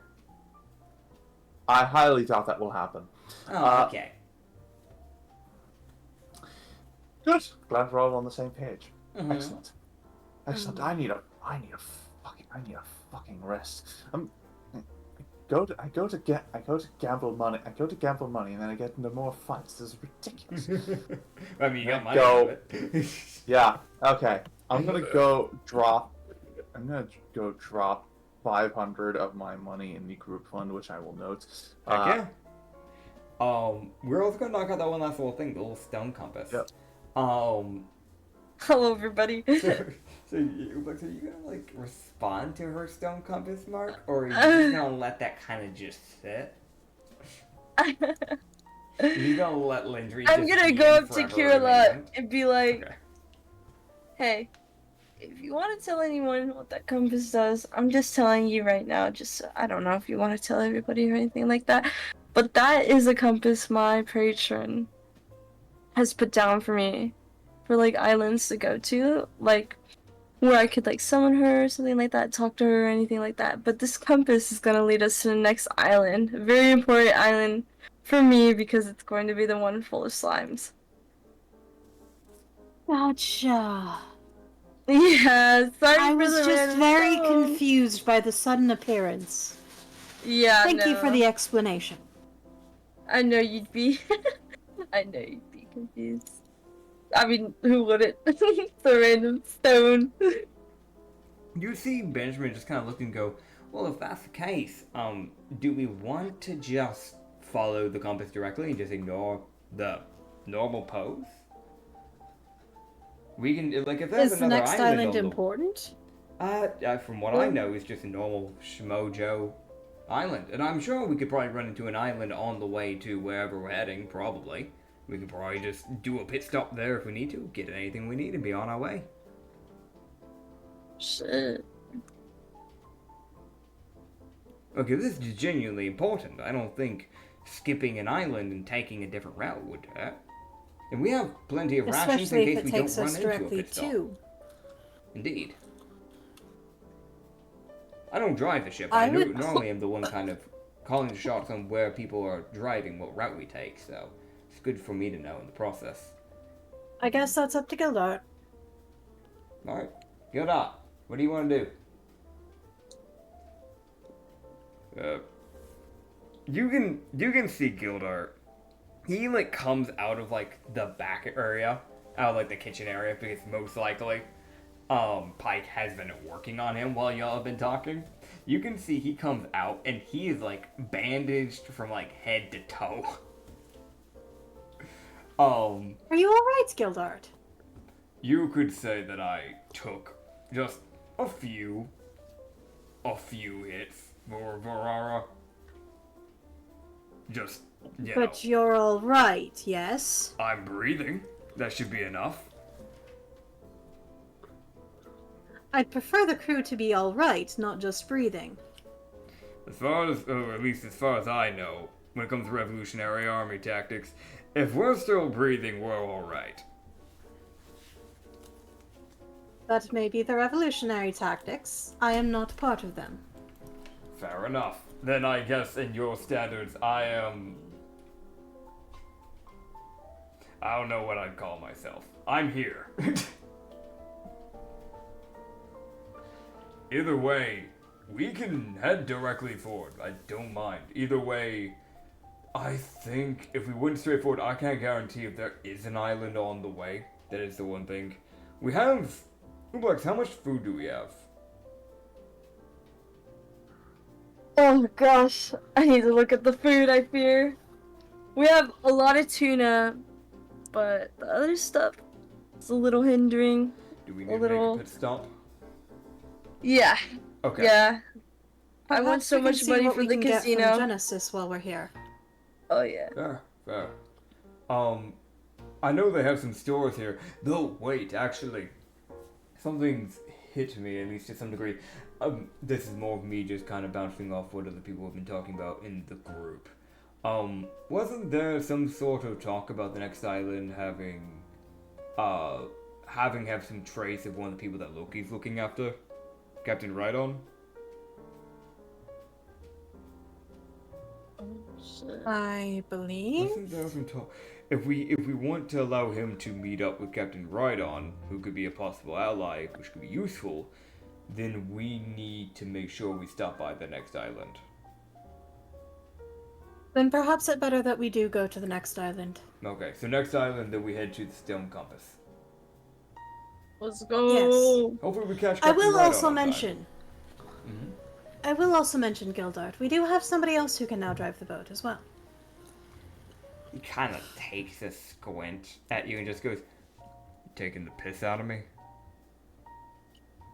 No. Obviously, you will still be the primary, should that be your desire. I don't care. But we have somebody who can trade off should you end up injured, as you are now. That's fair enough. I mean, it's good because if the Revolutionary ever calls me back, then I have a duty to follow. For now, they're I fully allowing me to intend on stay. making sure this crew has backups just in case. That's for the best. I'm guessing it's the big old knoll that I've Yes. seen walking around? Gotcha. Her name is Bork.